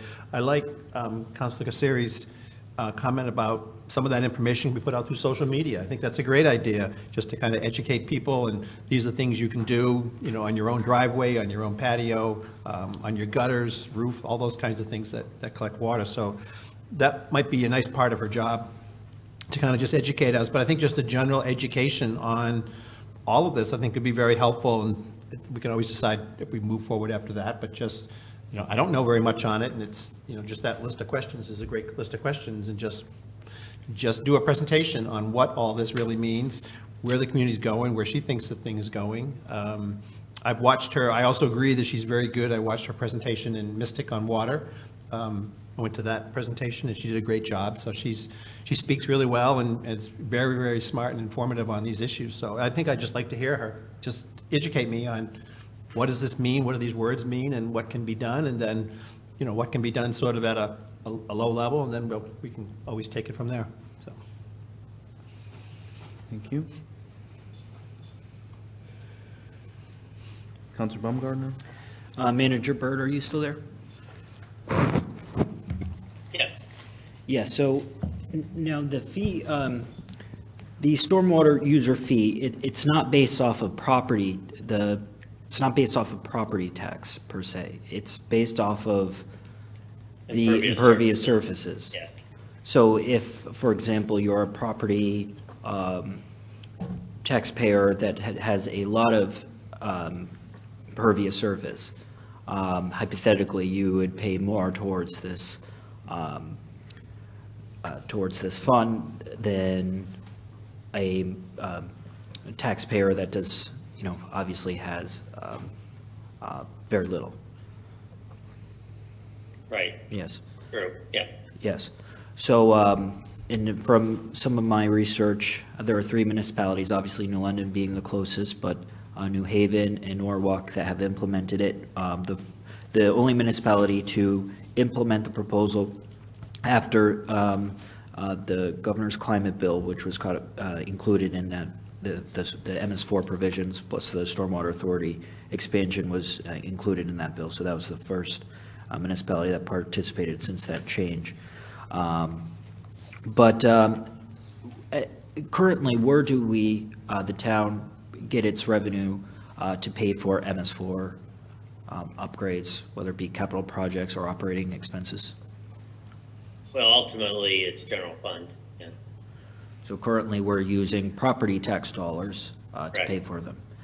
So this, and I hear folks using the term tax. I don't know if we can call it a tax because it's a fee that would pay towards something that does, already, there's a cost associated with it. So it's, there's costs associated with MS4. It's mandated by our state that we have to comply with the standards to ensure that we are, that, we're protecting our water quality and not discharging any water that is polluted into our sound. But we need to identify funding sources to be able to pay for these upgrades in the future. And yes, it's so critical that we seek every possible grant there is, but the reality is not every grant that we receive will pay for these improvements.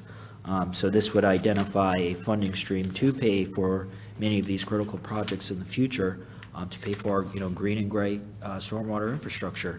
So I will be very much supporting this proposal. I hope there is a consensus to continue doing our research, but I think we need to be bold and do this. So that's all. Thank you. Thank you, Councilor Parker. It's a fee on top of what we already have as taxes per each person what's on their property, correct? So we're already being taxed on something, but you want it, it's like a assessment fee. I'm gonna say it that way.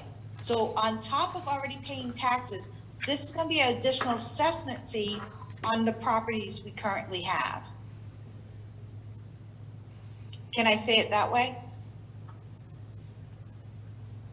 I think that's fair. That is gonna happen every year? Yeah, it would be every year. On top of our regular taxes that go up every year. So would the fees go up every year too, or is it gonna be just a flat rate? You look at stormwater, like at the sewer authority, they've held things flat some years, they've increased some years. It's all up to what the authority's needs are and to set that rate. So wouldn't this be under the sewer authority anyways, or does it have to be separate? Don't they take care of this stuff? No, not really. It would be, right now it's under the public works. It's not really under the sewer authority. I mean, obviously these things interplay with one another. Okay, my other question will be, is that gonna be moved out of the budget under public works then? Because then if that's the case, then some of this, what they're doing is not gonna be under them, is it? Or is it still gonna be under them on top of what the authority's gonna set for a fee? Just like any ordinance, you look at our attempts for a short-term rental, there's a lot of options in these things. And, until you really go through it, you can't really, you can craft these things to what you need. What I'm hearing tonight, I mean, there's a whole lot of questions tonight, but I don't think any ideas should be dismissed out of hand. I think it is the right move to maybe have Megan and probably Greg do some research. And the come and finance present. department, Yeah. department, please, because Yeah, it's gonna sure. affect people's Yeah, property. certainly. Yeah. And I let think them those, figure out and come up with some numbers, because it's not gonna be fair to them to throw something else on them. As previously stated, there are fixed incomes for some people, and there's a rising cost of everything already. So do we really wanna throw a assessment, I'm gonna call it an assessment fee, to make it easier, assessment fee every year for families?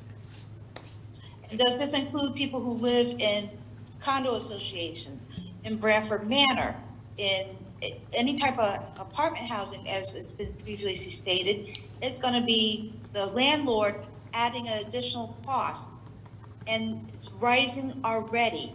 We gotta look at what's happening now with people not able to afford their homes or anything like that. So can we just look at every little bit before we say yes to something? Thank you.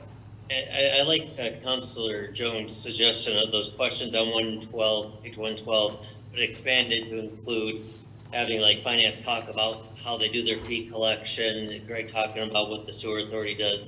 I think this could be regardless of how you pay for anything, these are all just good information to have out for the public.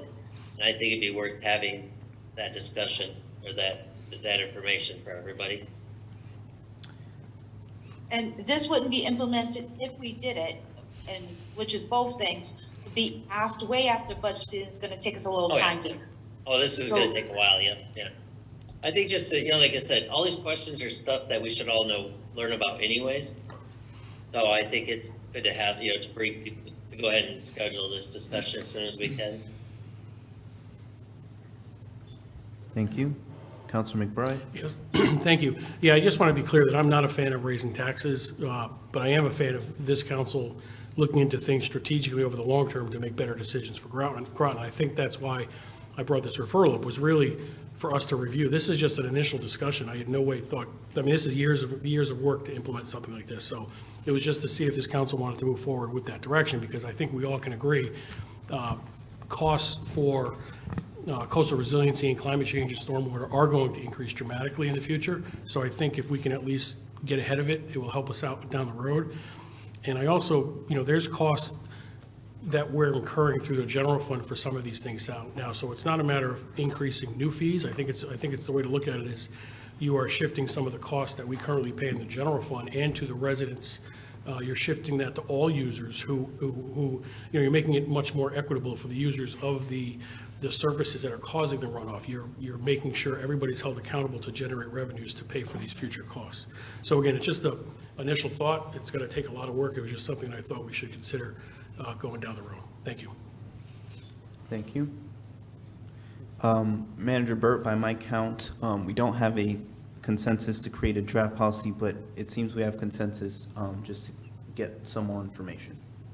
Okay, we'll get working on that. Okay, thank you. That should be the end of our agenda. So I'll need a motion. I'd like to make, There's no second. I would just like to let everybody know that this Friday I have a FOI hearing at the state of Connecticut. And I would like to also make a referral, as Councilor Casari had, and have that brought to the council by our attorneys so they can give us an update after there's a result from it. Thank you. I'll entertain a motion to adjourn. Motion to adjourn. Second. Moved by Kasiri, seconded by Baumgartner. All in favor, say aye. Aye. Opposed? Abstentions? We are adjourned unanimously at 9:50.